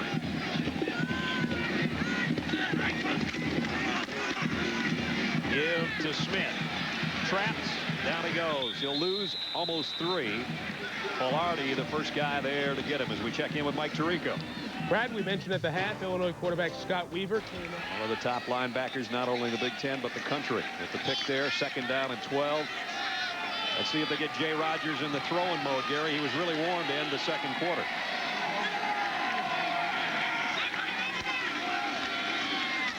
Slant complete to Stoner. At the 32, still short of the first down. Ajamu Stoner, only about a 5-yard pickup. Brett, the thing I like about Jay Rogers is no wasted motion, whether he runs or throws. Watch how quickly that just ball comes up and out of his hands. He doesn't have to wind up or anything. That is a good short thrower, a dart thrower. And as we saw in Steve Schnurr, as he has improved as he got older, I see the same capabilities in Rogers as he gets stronger with his arm strength. They bring the blitz again. Same play broken up this time by Mark Tate. Same exact pattern intended for Stoner on a quick slant, and it's going to be a punting situation as Tate breaks it up. You go to a play that you have confidence in. A 4th down play against Illinois and a 4th down play against Michigan for Indiana were both slant passes. I think Jerry Sandusky and the Penn State guys have been watching the films. Looked like they read that thing all the way. Setkowski to punt. High kick again. Chris Campbell waiting on it. Takes it at the 17, retreats to try to find some room. And goes down about at the point where he caught it. Nice coverage by Indiana. But the Nittany Lions, trailing by a touchdown, will have it on offense when we come back. Punt stopped a streak of 4 straight scoring drives by Indiana, dating back to the first half of play. Last week, one of the reasons that Wally Richardson's on the bench is not just what happened in the first half, it's what happened in the second half last week against Iowa. 20 pass plays were called. Only 5 were hit, 4 sacks, 20 plays, 15 yards. That's not going to get it done. You add all that together, it equals number 9, right. McQuarrie, but he has only one big completion today, too. That a 57-yarder to Jurevicius. Eberle. And Eberle across of 25, picked up about 5. Damian Gregory, he's excited, number 75. He's the guy that blocked the field goal attempt by Penn State in the first half that ended up turning into Indiana points. Gregory is playing because of a foot injury for Victor Alate, who 300-pound defensive tackle. Gregory and Alate have kind of flopped in there at that position, 50-50, but it's all Gregory today. Second down at 6, play action. Sideline route, Jurevicius slipped and went down again, and Eric Allen broke it up. Eric Allen, who had such an outstanding game against Michigan last week, Brad. He was all over the field.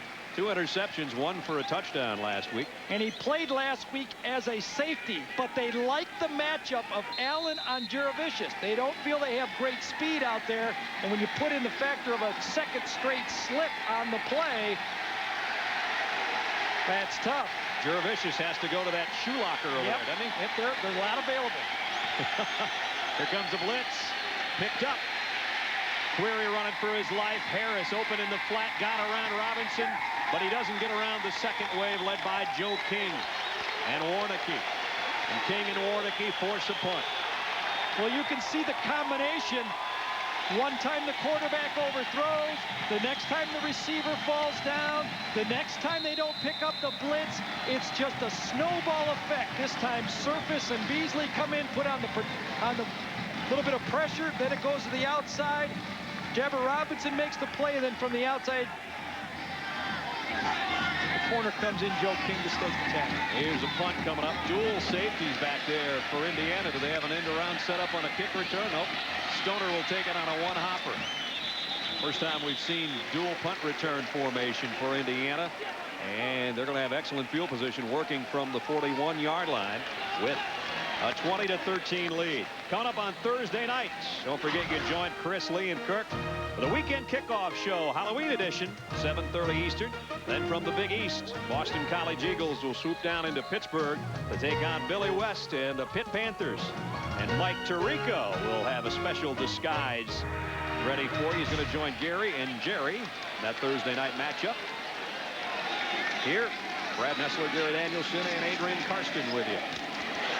Nice stop right there, and stopped in his tracks. Brandon Short with a tackle. Speaking of the aforementioned, let's check in with Mike Tirico. And Brad, speaking of the aforementioned, Pitt, a 4-touchdown underdog at Virginia Tech, had the lead until this Jim Druckenmiller 7-yard touchdown pass to Sean Scales. Late third in Blacksburg, and Pitt only trails Bob Tech by 3. Virginia Tech by a field goal here. It's Indiana by a touchdown. The third quarter has been a problem child, Gary. And they're starting off just as badly. Second and long is not good for this offense. Second down and try 17. Here comes a blitz from the outside. They throw to the hot man Ward over the middle. He's done a nice job today. How many catches do you have? 4 or 5? 5 today. 3 of which have picked up first downs. That didn't get a first down, but it got back about 11. Nice call. Give the credit to George Blue, the offensive coordinator. This was a screen play on the outside. Here's Ward. He's going to pretend like he's blocking, but watch the offensive lineman go downfield. This was a design called play, kind of one of those receiver screens, this time to a tight end. Perfect play for the blitz coming there on the outside, too. That helped the cause. Short almost jumped. Here they come with pressure again on Rodgers. Throws it a little bit behind Wilkerson, and he's hit from behind by Sean Lee. It's going to be 4th down. The Penn State defense, given the first down play, and everyone involved with the IU program has told us first down is the key down for this offense, and you could see the difference. Second and long after a first down play has not been able to produce any first downs. Sepkowski's kicked extremely well today. Got a great hang time on his punts, and thus his high net average in the Big Ten. Fair catch called for at the fingertips by Campbell. That's a catch of the day almost. 41-yard kick, no return with 6:11 remaining third quarter.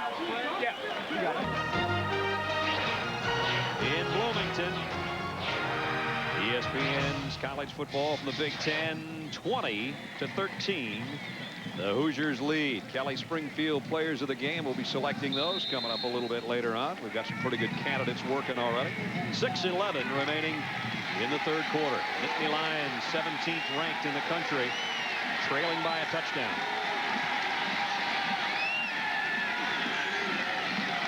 Everly remains the tailback. Play action, screen pass coming up. They go to Everly. And Everly out near the 25 is going to have a first down. 10-yard Jones hitting, but he got 13. Everly, a sophomore out of Beverly, New Jersey. Brad, as Penn State continues to try to find big plays from the wide receivers, Titus Pettigrew, one of the highly recruited young receivers for Penn State, just a true freshman, is on the field. You can see Joe Pizzerno and Fran Ganner looking for players. He goes out. First down, Penn State, to 25. Campbell in there at a wide receiver spot. Here comes Harris, the fullback. And he blasts his way out for about 8. Javar Robinson hit on the tackle. Remember, Harris got poked in the eye early in the ball game. They put a shield on his cage on his helmet, and he keeps picking up steam. He's up to 45 yards on the deck.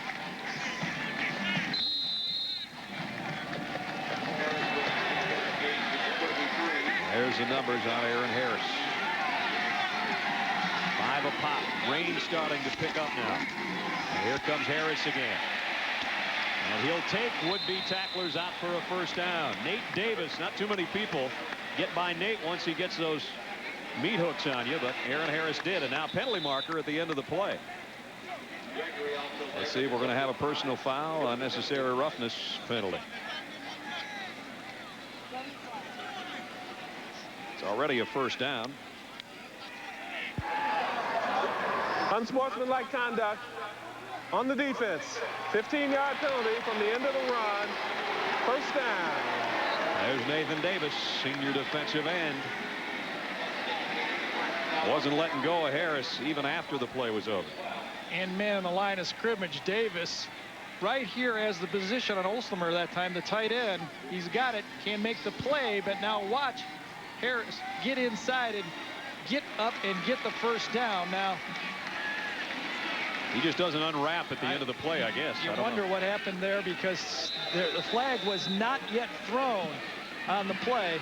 Wonder if he tried to twist his shoe off on that one and say, hey, you might need another shoe. There's a whole tree of them on Or the side. maybe Supernoff for using his headgear as a push-up bar. I don't know. Passing, At any rate, this is a passing formation for Penn State. here it is, play action. McQuarrie hit as he throws. Supernoff flying in there, puts a hit on Stevenson, but he holds on to the ball. When we talked to defensive coordinator Steve Stripling, he said kind of a little bit different for Penn State. 2 tight ends, 1 wide receiver. They like to throw the ball. Look at IU. Read the scouting report. Get a little pressure from surface. Supernaw comes in, gets there just as the ball does. Good defense, good scouting, good coaching. Steve Stripling, defensive coordinator. Nice hit by Supernaw at the end of the play. Broke up the would-be reception. Second down and 10. Give it off. Eberle. First down run for Eberle. Down to the 35-yard line. Got about 13. With the move of Eric Allen to corner with Supernaw. Indiana's really using 2 strong safeties in this football game with their 8- and 9-man fronts. Again, Olslemer gets the good block on the blitz that time, and Eberle's into the secondary for another positive game. Enos on the sideline. Meanwhile, Eberle, a career high 53 yards rushing. Blitz coming. Play action. They picked the blitz up, and that ball got away from McQuarrie. Trying to throw it down the sideline, intended out there for Corey Jones, and it goes way out of bounds. Let's check in with Mike Tirico. You got a deep ball that worked a little bit better than that one. First play, 4th quarter, leading by 3. Virginia Tech, which has won 14 of its last 15 games, but is unranked. Jim Druckenmiller, 70 yards. John Scales. Tech now leads 10 by 10. Druckenmiller threw that one like he throws the weights around. Getting a little bit wet out here, but Indiana still leads 20-13. Second down and 10, Penn State, 4:21 left, 3rd quarter. Draw play to Harris. Nowhere to go. Dropped at the line of scrimmage, maybe a loss. In fact, Nate Davis trying to make up for the penalty earlier, although we don't know for sure it was called on him. But Nate, the senior, playing tough, makes a stop. He really did, Brad. And what he did best was knowing where he had leverage and help. Watch Davis just freeze right there and force the ball carrier inside. He's the end man on the line of scrimmage, forces the play inside where all his help is, and then he comes in and makes the tackle. Good, sound defensive end play. That was patience. That's what he's got on his left bicep. Yep. You could write patience as a virtue. His arms are so big. McQuarrie.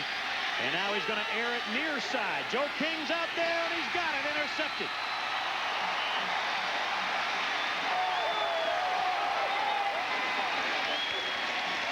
Just too much air under that ball, and Joe King had it played beautifully. Too much air into the air, into the wind, too. When you put all that together, that's an interception. Trying to throw the ball to Corey Jones, another freshman receiver, as Penn State continues to try to find some big plays from their wideouts. And what's happening as he comes down, and that's a good call. That's exactly where the ball should have been spotted. The interception was made on the 2-yard line. And you know, you can't get greedy. Take the ball wherever you get it in that situation. His knee goes down right at the 1. Watch his right knee. Can't help where he's landing. Boom. Yep. But anyway, they got it back. And you know, that's when an interception is as good as a punt. Now you got to watch out, buried way down here. Don't want to fumble. They're going to try play action. And they've got a man open and broken up. Mark Tate breaks it up. Pass intended for a John Stoner. And, you know, you talk about Brian Miller, a two-time All-Big Ten player. Herring's a heck of a safety. Everybody forgets about Mark Tate, number 33 for Penn State. He just keeps starting year in, year out. He's always there, always making plays. Senior football player who has a lot of experience in the Big Ten. And coming out, Indiana throws the ball. It's a great place to throw the ball coming off the goal line. There you are if you're Alex Smith.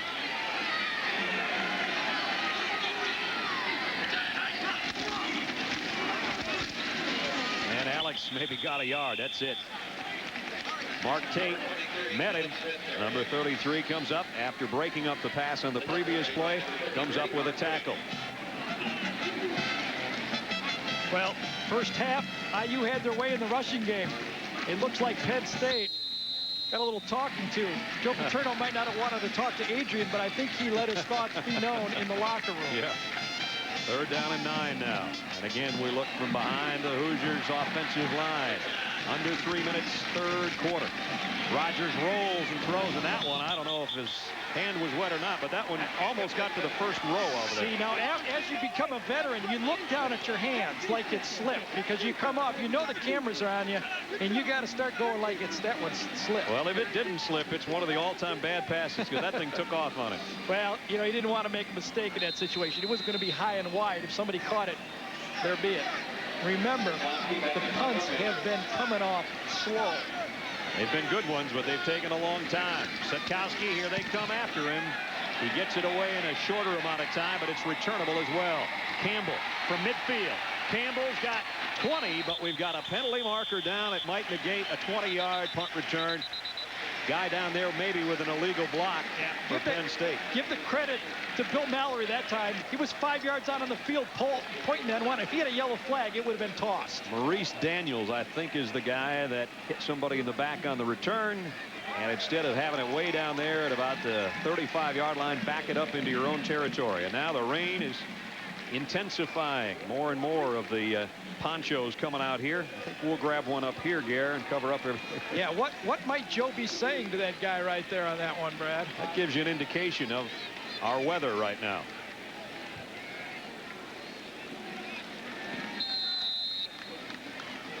Here's another look. Number 52 comes up, and he just got the backside shoulder. And the IU staff and coaches, that was Mark Deal jumping up and down there. Here comes a post pattern. Juravicius has it to the 10. 42-yard pass play. Well, McQuarrie that time did not fool around with the wind. He bore this one into the wind like about a 4-iron, just drilled it in. Juravicius is wide open on the play. Play fake.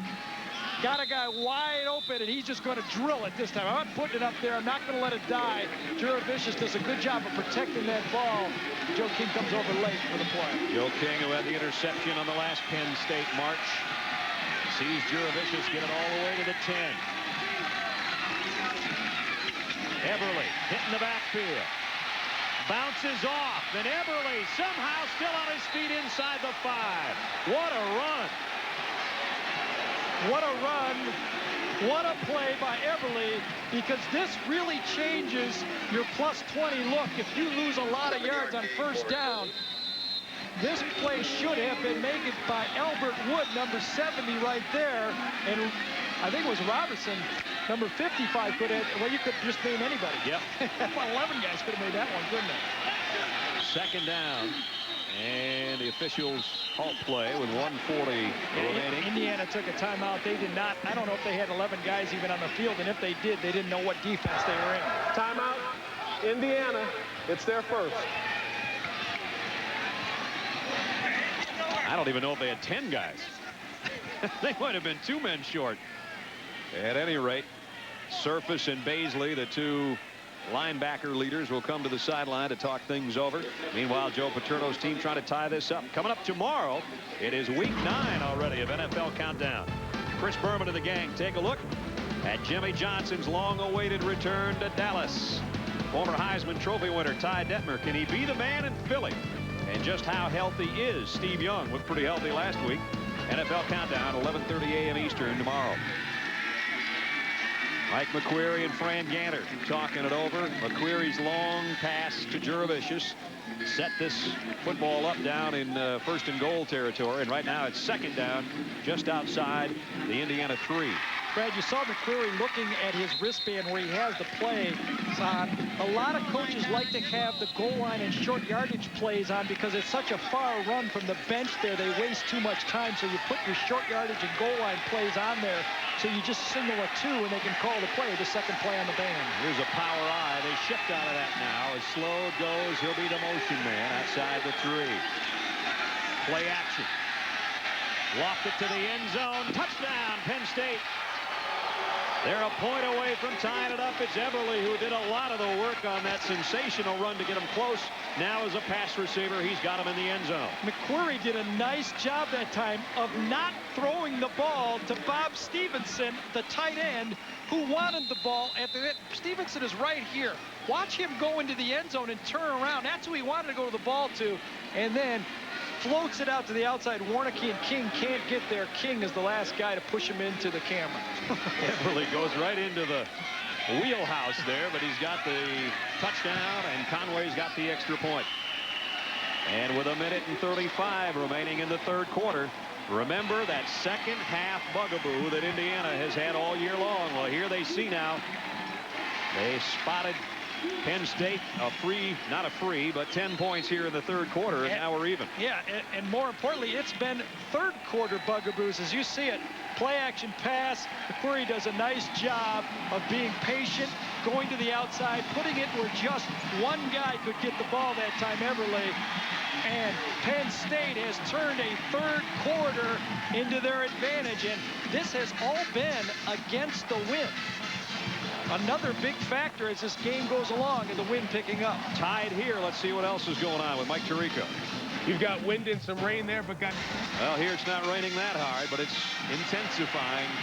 Ajamu Stoner takes a kick return and didn't get it to the 20. So after all those touchbacks kicked by Conway, maybe he should have not returned that one. He'd have been a couple yards better off. Let's check in with Adrian Karsten. Guys behind the Indiana bench, very key moment in this game for the Hoosiers right now. All the coaches on the staff, including Mallory, going up and down the line, reminding the guys, as I said before kickoff, don't wait for something bad to happen. Expect to win. Go out and make something good happen right now. Something good hasn't happened for the last 12 Big Ten games. As Bill Mallory said, it's enough to irk you. Let's see what his offense can do. First down, 1.5 minutes to go, third quarter. Long handoff, Alex Smith. Alex got the corner. Got about 6 before Shino Prater runs him out of bounds. We were talking about the woes of Indiana in the third quarter. 63-14. They had been outscored in the third quarter. Make that 73-14 now. Wow.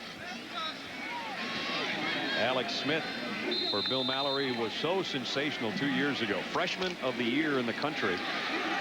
Last year, injury problems limited him to a little over 700 yards. Today, he's got 113 on the afternoon. Second and short. Here's Alex up the middle. First down out to the 31-yard line. I'll tell you, Nelson and Filardi have had enough of Steve Lee also. Yeah, they have. You can only take so much in number 37. Isolation, but I'm not saying they're ducking or anything. They're coming in full speed, but they're going to watch this film. And it's not like they don't notice in film all the previous games that 37 is going to come at him all day. You know, considering the hands he's got, he doesn't run the ball a lot, but those kind of guys make money in the NFL. You bet. Ask Moose Johnston and the rest of the group. On first down, Rogers. They don't throw much on first down. They're going to try it here for Stoner. Just overshot it. Jay would like to pull the string on that one just a little bit more. Well, you mentioned that Steve Lee, it could be the type of player that could move to the next level. He does not slow down on those isolation plays, and those inside linebackers get the feel of what it's like to play Big Ten football. Second down at 10 from the 31. Motion on the left side. Yeah, boy. That's what you don't want to have happen, and you find yourself in long yardage. Lewinsky came out of his stance.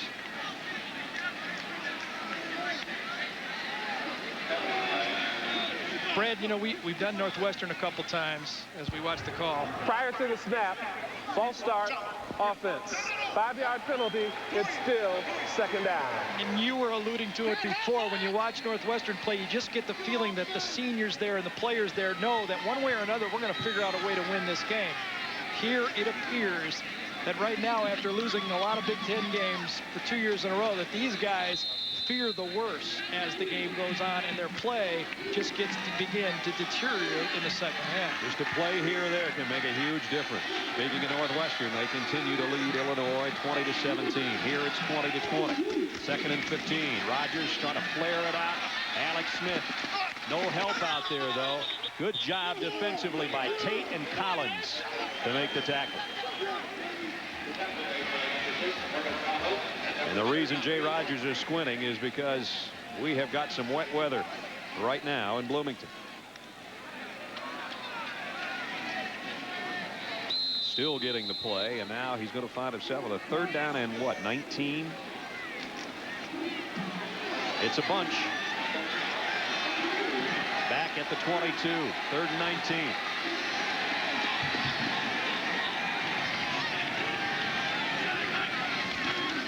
Rogers to throw. Got a man wide open, and Lee dropped it. Just talking about his hands, and he's hitting his hands on his helmet. He knows he should have had that. Probably would not have gotten the 1st down anyway, but could have gotten some positive yardage to give the punting unit a little more room. You're right, Brad. It was a good defense by Penn State. They're going to go deep into the zone. Sean Lee is right there coming out of the backfield. He's right here. The receivers are going to drive downfield, but Penn State is giving them that throw. And you say if he had caught it, he might not have made it unless he was Bruce Lee on that play. He got to fight through a few guys. Campbell with a catch on the punt and dropped in his tracks. Nice coverage down there by Robert Parrish to make the hit. Let's check in with Mike Tirico. Play, we missed about 10 yards. Somebody with their head in the way. Here, Jerry Sandusky working the sideline. His defense has done its job in this 3rd quarter that has only 33 seconds remaining. He's giving it back to the Penn State offense, which has put 10 points on the board this stanza. Eberle's been part of the reason. Here he comes again. Eberle for about 12 more. Showing some speed and some power. Warnicki finally brought him down. 71 yards on 8 pops for Eberle now as that tailback. Eberle should go thank the tight end this time. End of the line of scrimmage. Watch Stevenson, number 80, handle Nate Davis. Davis wants to go inside. The tight end takes him where he wants to go. Almost a scratch where it itches type block that Hayden Fry likes to say all the time. Just take him where he wants to go. There's a lot of scratching that's going to be going on at 3:30 between the Hawkeyes and the Buckeyes in the Big Ten. It's on your local ABC station later on today. Here's Aaron Harris now. And Harris close to midfield. And that will bring the 3rd quarter to a close. Happily for Indiana. No kidding. They'd rather get into the 4th because the 3rd hasn't been their strong suit. We'll find out who's going to own the 4th quarter when we come back. We played 3 in Bloomington in the rain. We're tied at 20.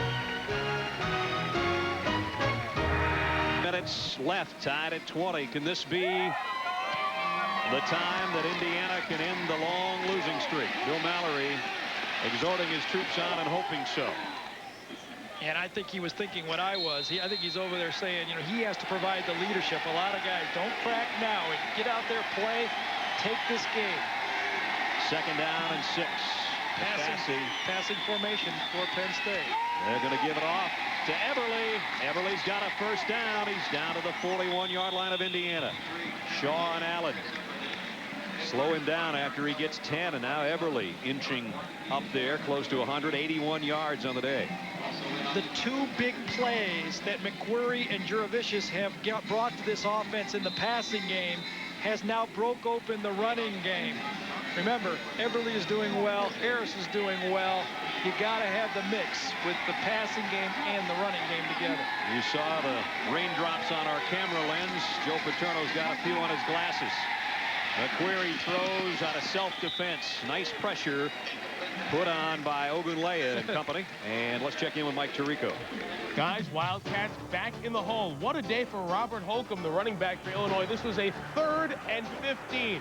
Great run by Holcomb. He's knocked out of bounds here, but scored from a yard out. Illinois leads by 4. The official ruled him out of bounds. Like I said earlier, Northwestern's got Illinois right where they want them. 14:35 left here. Tie game. Time to cover up.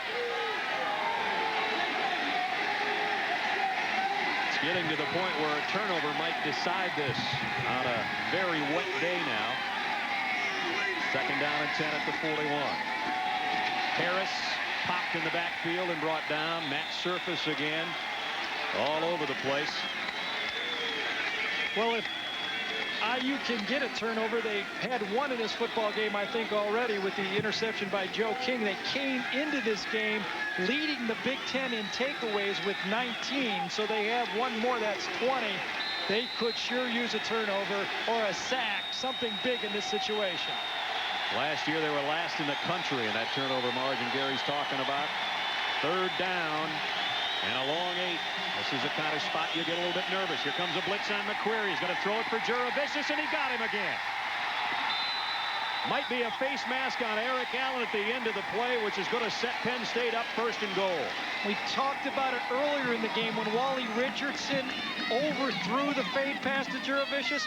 When you got a 6'5" receiver, put it in a position where he can catch the ball. McQuarrie did it on that play, and Juravicius came up with it, and 5 more yards on top of it probably. And today, 57-yard touchdown, a 40-some yard play. Now 27 more. Juravicius getting them in big pieces of yardage here. The fade to the inside. Look at the coverage right there. Perfect coverage, but look at the height advantage that Juravicius has. The ball is thrown high, comes over the top, gets the ball. He grabbed him down pretty good there, didn't he? Yep. Nice touch on this throw. And remember, we pointed out earlier, the wind now is in Penn State's favor. The 7-yard line. 1st and goal for the Nittany Lions. Nastasi in motion. 2 tight ends set. The give. Chaffee Fields. He is close. He's in. Touchdown. Dragon Warnke with him.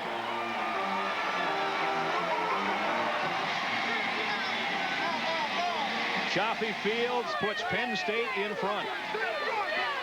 Boy, that's a nice push against this defense. A defense that produced a goal line stand against Michigan in Ann Arbor a week ago could not stop Chaffee Fields right here as he just powers it into the end zone. And that Penn State offensive line, with the passing game involved now, is starting to make its mark.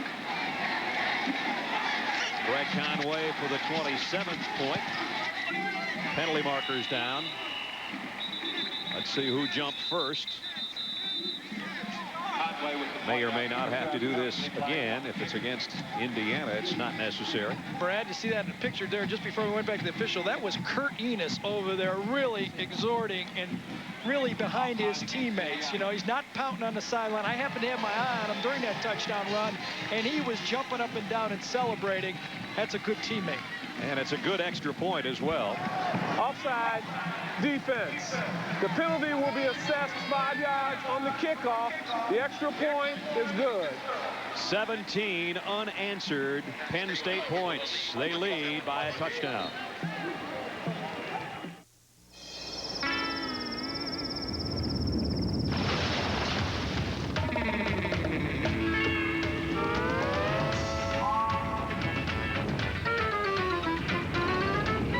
Hang 10 in the 132 horsepower, 16-valve overhead cam, 4-wheel independent suspension, cab forward, gnarly Dodge Neon Coupe.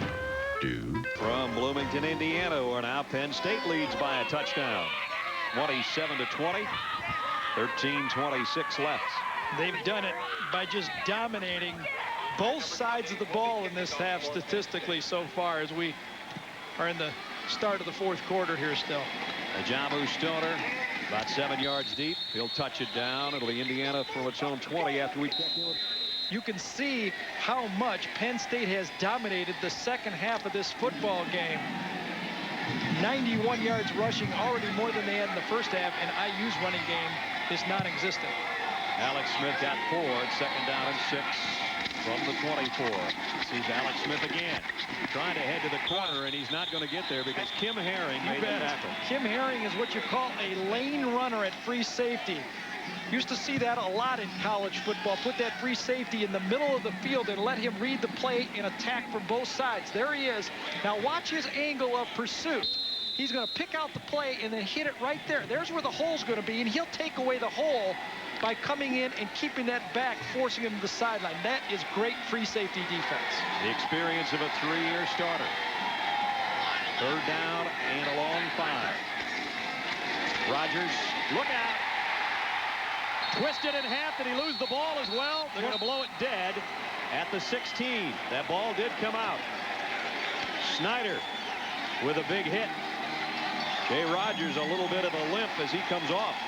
Yeah, Chris Snyder is going to make a stunt right up the middle of the thing this time, coming from the outside, right inside, on touch. He's going to go right through Spear, right over Spear, and you can see how he pinned Jay Rodgers' left ankle. And I'm not good at that right-left stuff in this situation, but it looked like his left ankle underneath him. Setkowski's punt is going to go into row 1. A guy fair caught that, or tried to. Right there, he did call fair catch. And let's see where they spotted going out of bounds. Right about the 50-yard line, and look where it crossed to me. That apparently is going to be it, right at the midfield stripe. So just when they needed a big booming kick, they did not get it. And that's why more teams do not directional kick in that situation, because if it goes off the side of your foot, it hurts.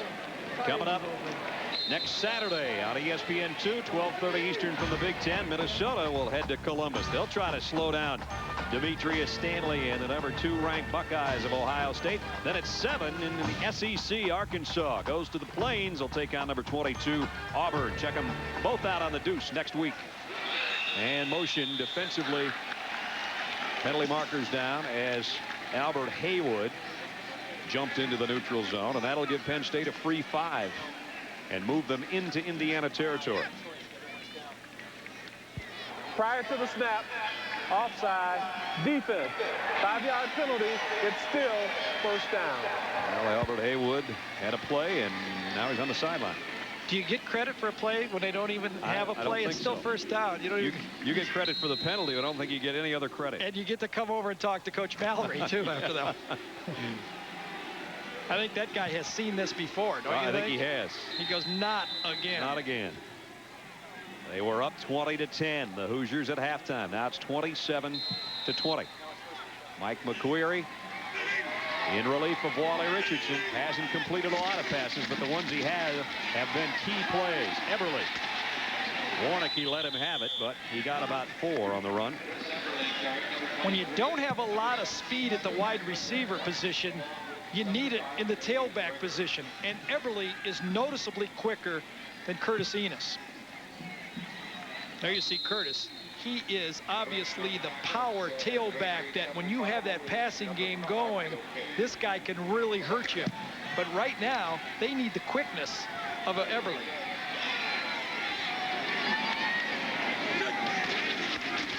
They fake it to Eberle. McQueary comes up going deep for Juravicius.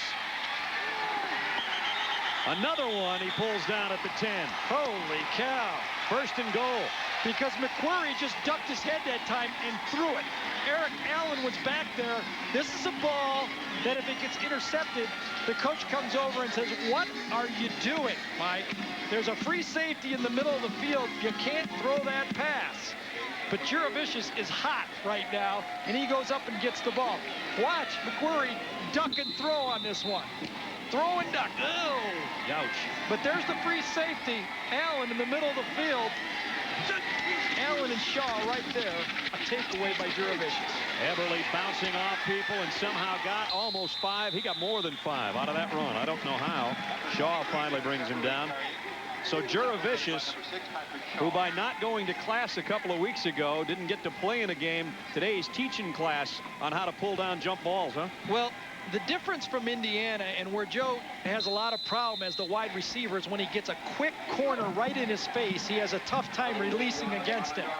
But Indiana does not have the speed at cornerback or the size at corner to match up. So Juravicius is having an outstanding game. Only averaging 39 a catch. Oof. 2nd and goal. Counter, Eberle hitting the backfield and score. That's the 2nd time that Eberle has made a play from the backfield that has been huge in the 2nd half of this game. Matt Surface had a hand on him, but Eberle broke the tackle, and he's in the end zone.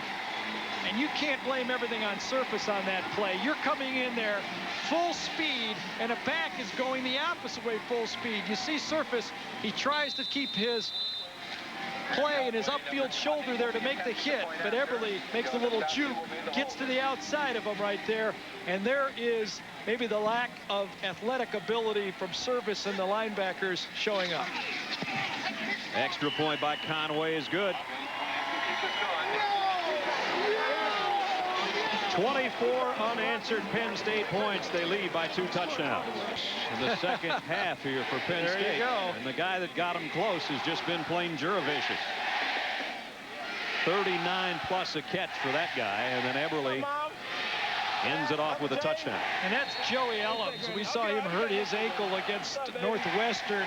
Maybe their best cover guy, their punt returner, kick returner, really took a lot out of that defense and took that blitz package out when he could play bump and run coverage from the IU defense. Forces Eric Allen into having to shag kicks. He's back there right now with a Jamu Stoner.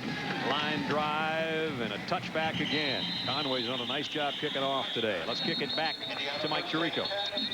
All right, Brad, we showed you Musso and Northwestern getting close. They faced 4th and 1, down 4. Barnett chooses not to go for the field goal with 7 minutes left, and Northwestern gets stopped. They punt the ball, but they're now driving again on Illinois. They have it at the Illini 20. Good one going. Battle in that state. One thing you can know about Northwestern, if you buy a ticket, you got to stay there for the last play. Yeah, you can't leave. Few people leaving Memorial Stadium here with 9:56 left. Jay Rogers, now they're going to have to throw. And he throws. Wilkerson should have had it. Hit him in the hands. And he's looking at those hands. That one was right on the money. Incomplete. Yeah, when it goes through your hands and hits you in the shoulder, you feel pretty good as a quarterback, but that time Dorian Wilkerson could not come up with it. I think, now do you go back with Ditto? I don't think so. Here's your future. Here's your kid that's going to be playing for the next few years. You might as well give him the experience of what it may take down the line. Yep. And they whistle this one dead with the marker down. Alex Smith goes down. Aaron Collins, I don't know if he beat the count or whatever, but I know no one blocked him on the play making that tackle in the backfield.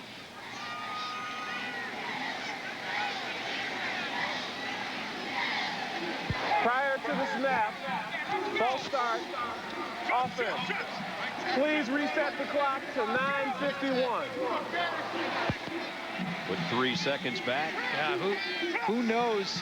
That has to be the 4th time in this half that IU's either offense or defense has jumped off sides, and that just kills you when you've got a young quarterback, again, a game going against you like this in this football game. There's another young quarterback, Earl Hannaford, highly touted freshman, being redshirted this year for Indiana. Here's a screen pass. Alex Smith waits for his blockers. Had to make a one-hand catch, and then the blocking just never got there in time. He only got about 2 yards. Jim Nelson blew that up. It's like me waiting for a bus sometimes. There were no blockers to wait for on that one. Alex Smith is an outstanding running back, but he is not used much in the passing attack. He only caught 4 passes going into this football game. He's caught 2 screens so far in this game, maybe 3 so far. I think 3 receptions so far in this football game. But they've not been able to get him the ball at all downfield. Here's the 3rd and long they've been trying to avoid. 3rd and 13.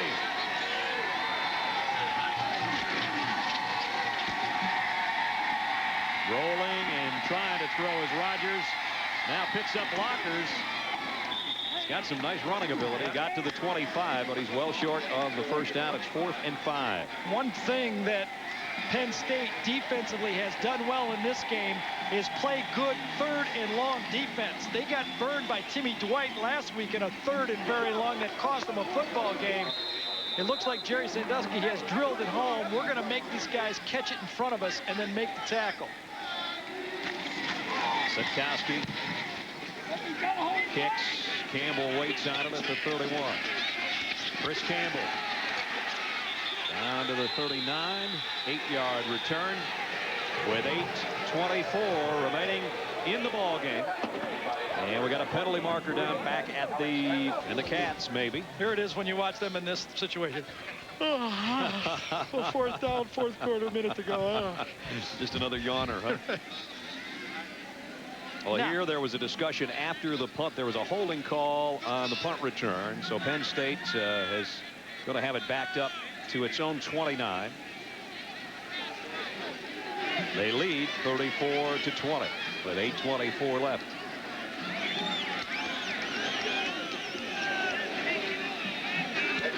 Indiana trying to snap a 12-game Big Ten losing streak that dates back to the Purdue game of '94. And just when it looked like they had things going their way, leading 20-10 at halftime, back comes Penn State with a huge second half so far.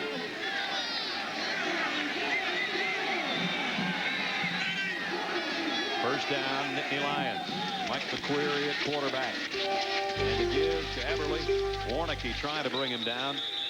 Eberle's got to be close to 100 yards on the day. Brad, a lot of big plays in this game. Juravicius had 4 catches of plus 20 yards. But the 2 biggest plays of this game might be from Eberle. And there were plays that could have been big minus yards.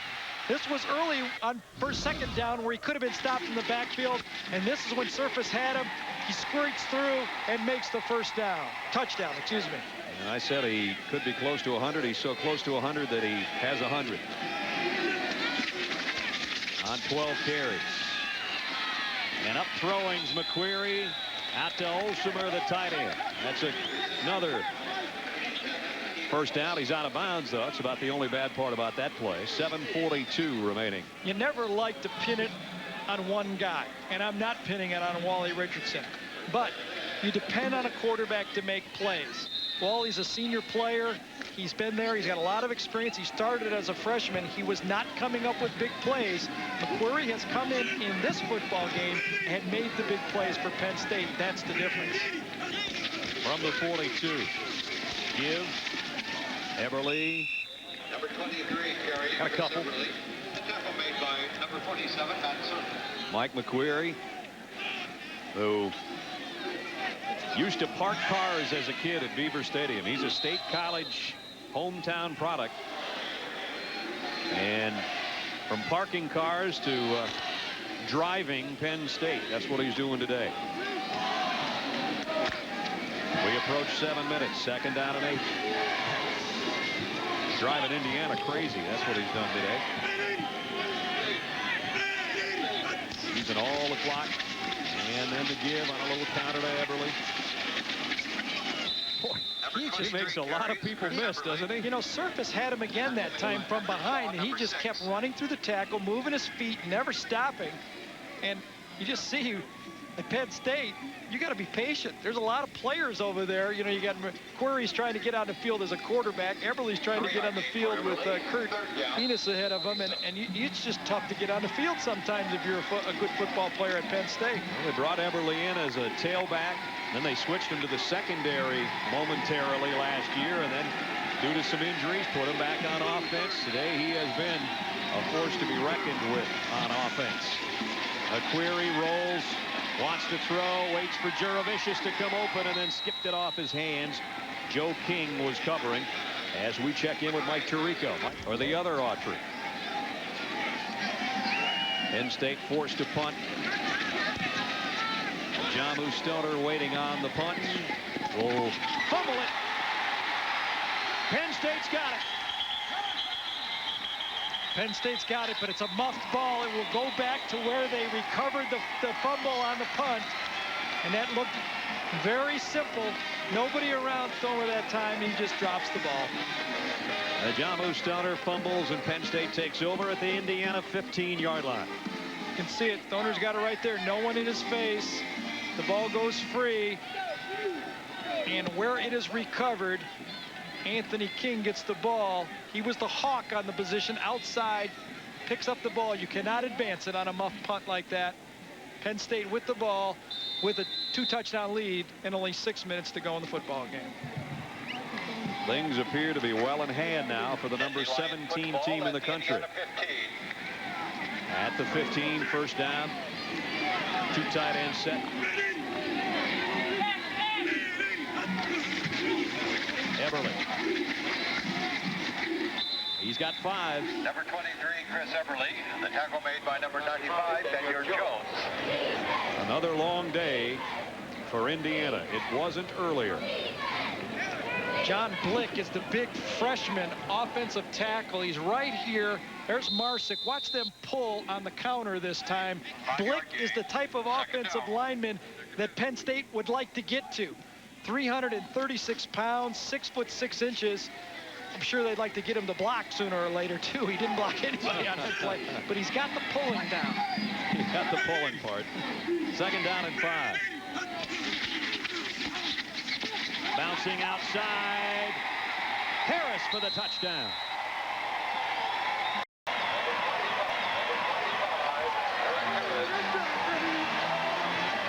.30 unanswered Penn State points. 5:13 left. And 2 running backs who a couple of weeks ago were little used at that point have been huge today. Took the words right out of my mouth. How would you like to have those 2 guys as your backups? Yeah. Aaron Harris and Everly. Aaron Harris, the last 2 games, has went 20 carries for 240 yards. Today, he has not got the ball that much, but he's been effective again. He just went 10 for the score, capping off a 15-yard drive for the touchdown. Aaron Harris has made it 41-20, Penn State. They're shooting an infomercial for hair extensions here, it looks like to me, doesn't it? It was a hair-raising experience in the first half for Indiana, but the second half's belong to the Nittany Lions. Boy. All Penn State these 2 quarters, and have turned a 20-10 deficit into a 41-20 lead. Touchback. Indiana with 5:13 left. Right now, we time the Gardner did it. Well, they're in for a battle next week at Penn State. Yep.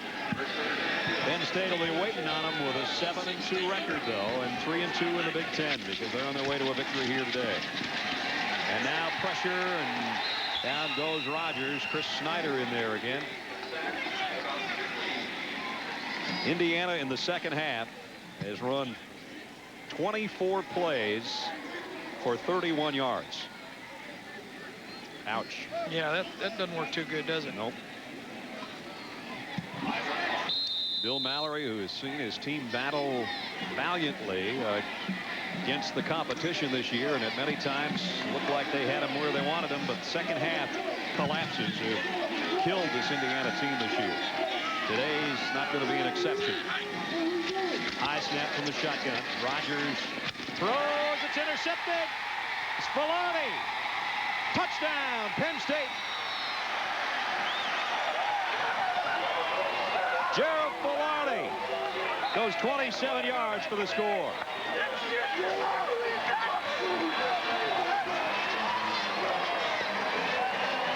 Well, the Penn State folks had to travel about 700 miles to watch this game, but now they're going to go home happy. Yeah, here's Spillane right there. He's going to end up with the ball this time. Reads the quarterback's eyes, steps right in front of him that time, makes the play. And, you know, last time we did Penn State and Indiana here, the score was closer than the game looked. This time, the score is wider than the game appears to be. Right. Extra point. Travis Forney's going to try one. Conway's legs getting tired. Whoop, he just barely got it through there, but he got it through there. It is 48-20. Chris Ditto warming up, but it's going to be 4-minute, 24-second mop-up duty at best as we check in with Mike Tirico. Here, a little bit of icing for Gerald Fullardy out of Huntington, New York. He played football in high school with one of our cameramen, Damon Betts, and Demo, I guess, taught him how to play pass defense today. Well, yeah, I mean, you just look at that quarterback and go right in there.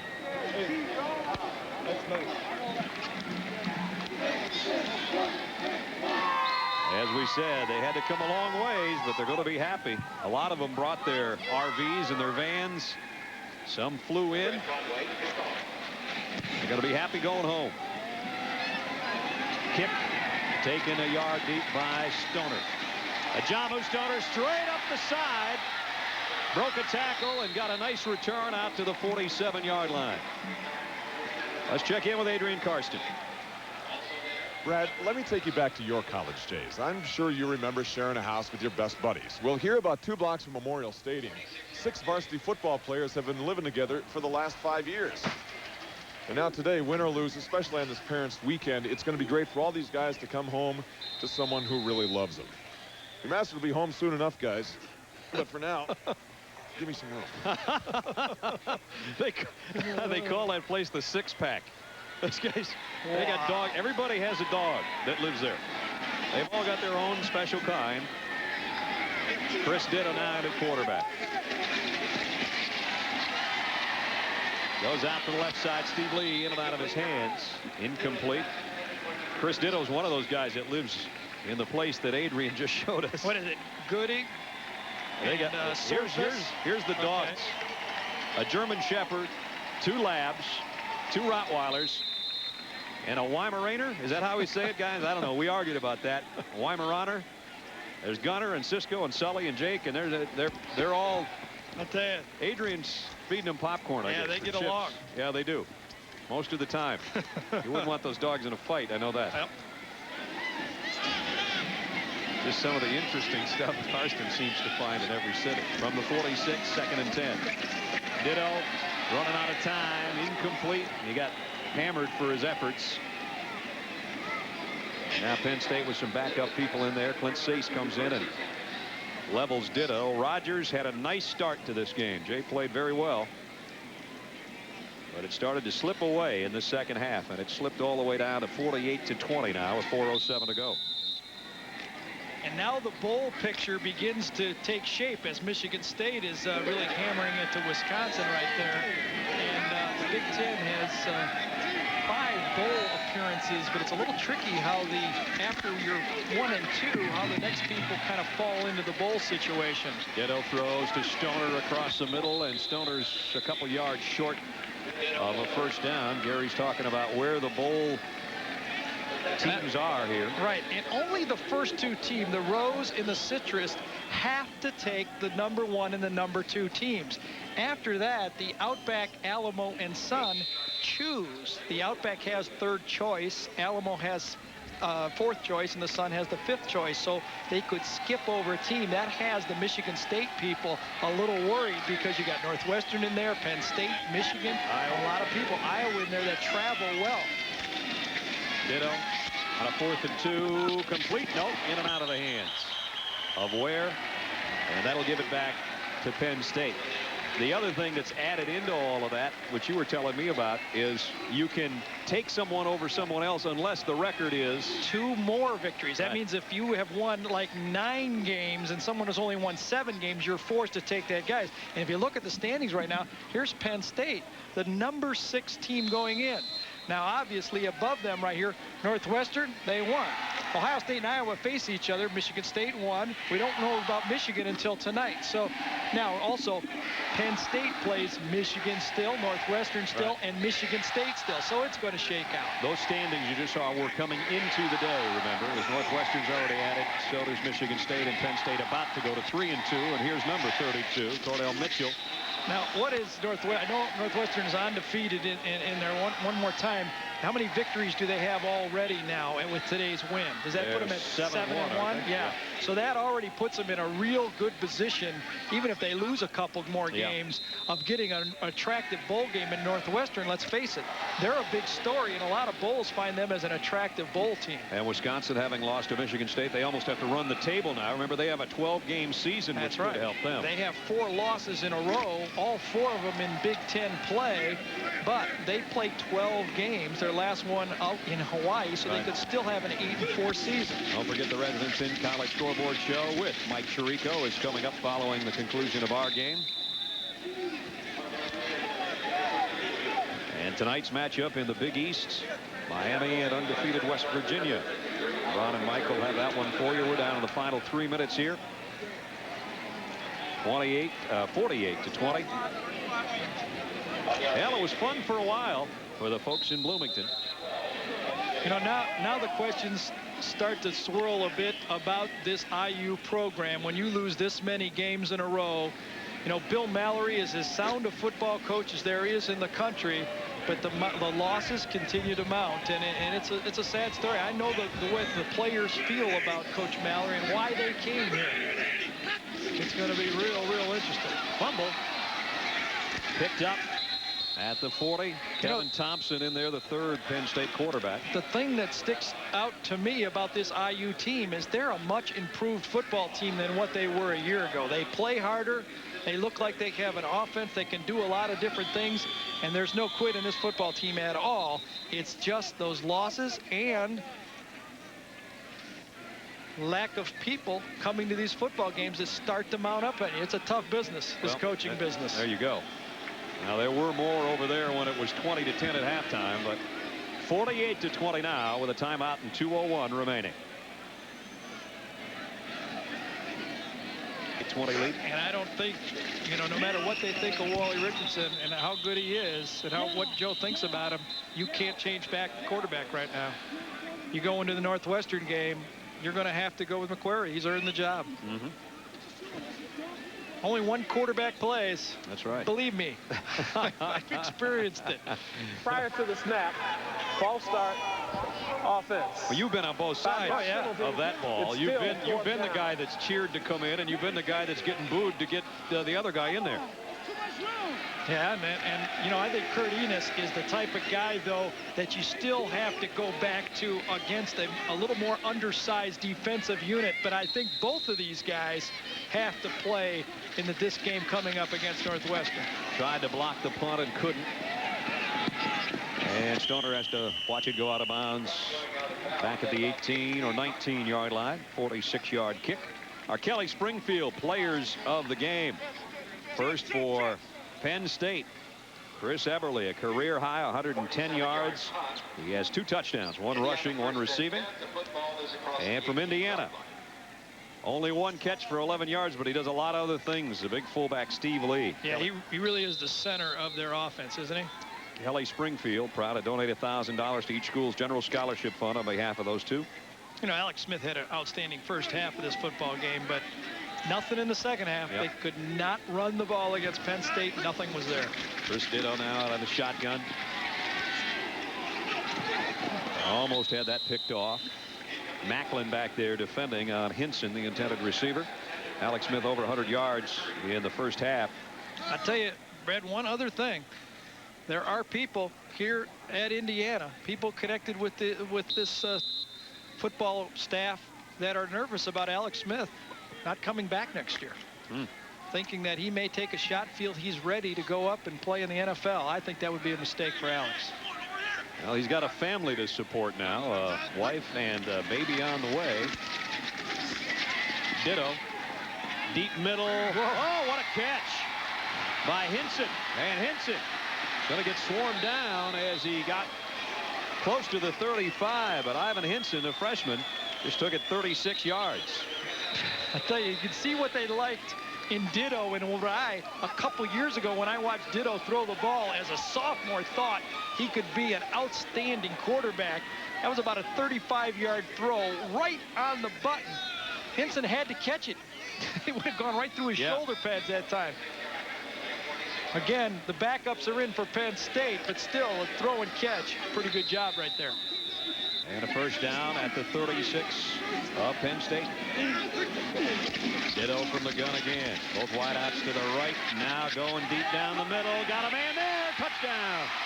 Mercy Gaddis. Yeah, you know, Fred, you asked me when they were 14 points down, would you have put in Ditto?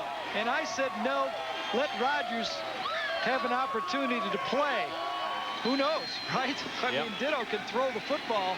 Now, again, these are the backups in the game. He beats Anthony King, but look at how well this ball is thrown into the wind, right on target. And remember, 2 years ago, this guy cost Penn State the national championship. They had a huge lead. They had a couple defensive touchdowns called back. And then Ditto threw 2 quick touchdown passes in the waning moments and a 2-point conversion. And all of a sudden, Penn State went from being number 1. Yep, they dropped in the polls because how many people actually get to see the game? Blocked extra point. blocked by Penn State. It was Adams who came in and stuffed the extra point attempts. Ski Adams with the block, but 48-26. Remember 2 years ago when we were here and Penn State rolling along, they had 2 touchdowns called back that would have made it even more lopsided than 35-14. And then this kid came in and he went zip, touchdown.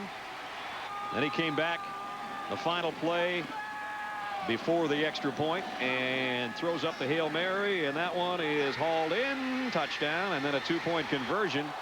As coach says, let's go for 2. Yeah, let's get 2. Only problem is 2 wasn't going to do him any good, although it did close the gap. And what looked like a very, very lopsided game that we saw ended up 35-29. And Joe Paterno saw a national championship probably go by the boards. And the sad thing is you and I and everybody that watched on ESPN knows how lopsided the game was. But the people that didn't watch it that get to vote on those things didn't see that. Yeah, you know, you just saw Chris Ditto first touchdown pass on 116 throws. That is only the 3rd touchdown pass all year for Indiana. So you can see the lack of a passing attack, what it's meant to this football team. But still, feel good for a guy being able to go in there and, you know, not many Parents' Day gets an opportunity to go in and throw the ball. Manilopoulos will have an onside kick coming up to the left side here. Penn State with its good hands crew up there, but it came out. And now Penn State does pick it up on the bounce. Anthony Cleary, one of the backup fullbacks, takes that ricochet the other way. Well, Indiana almost got it back. Yeah, it bounced up well that time. Pettigrew, I think, was the guy who had a chance, number 10 right there. But he tries to take it off his shoulder pads. It bounces up and clearly comes in. Patrick Shaw, number 6, was the only guy that really even had a chance for the play as he flicked it loose that time.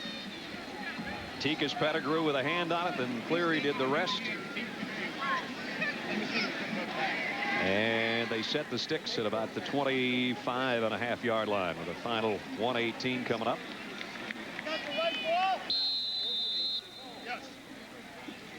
So Penn State, Joe Paterno came in 2-2 in the Big Ten. They'll go to 3-2 after slipping in the national rankings over the course of the last month from 3rd down to 17th. And now Jeff Nixon, another State College product. Joe Juravicius is the guy with the towel on right there and the big smile. That's because he had an outstanding football game. When you have 4 catches of more than 20 yards, you're doing something right. That was the touchdown. This is the second play that set up a touchdown wide open on a play fake. And then he went up and got a couple of big pass plays that he just jumped up and used his height to make a play. Joe Juravicius might be that wide receiver that, as Joe Paterno told us last night, Brad, the defection of Freddie Scott to the pros a little bit earlier, that surprised Joe and caught him a bit short at wide receiver. Freddie now the Atlanta Falcons. And Penn State's out of the final half minute here.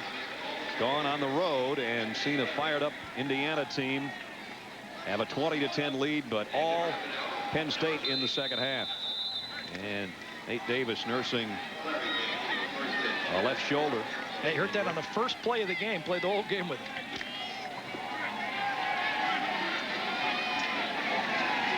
Could be the final snap of the ball game.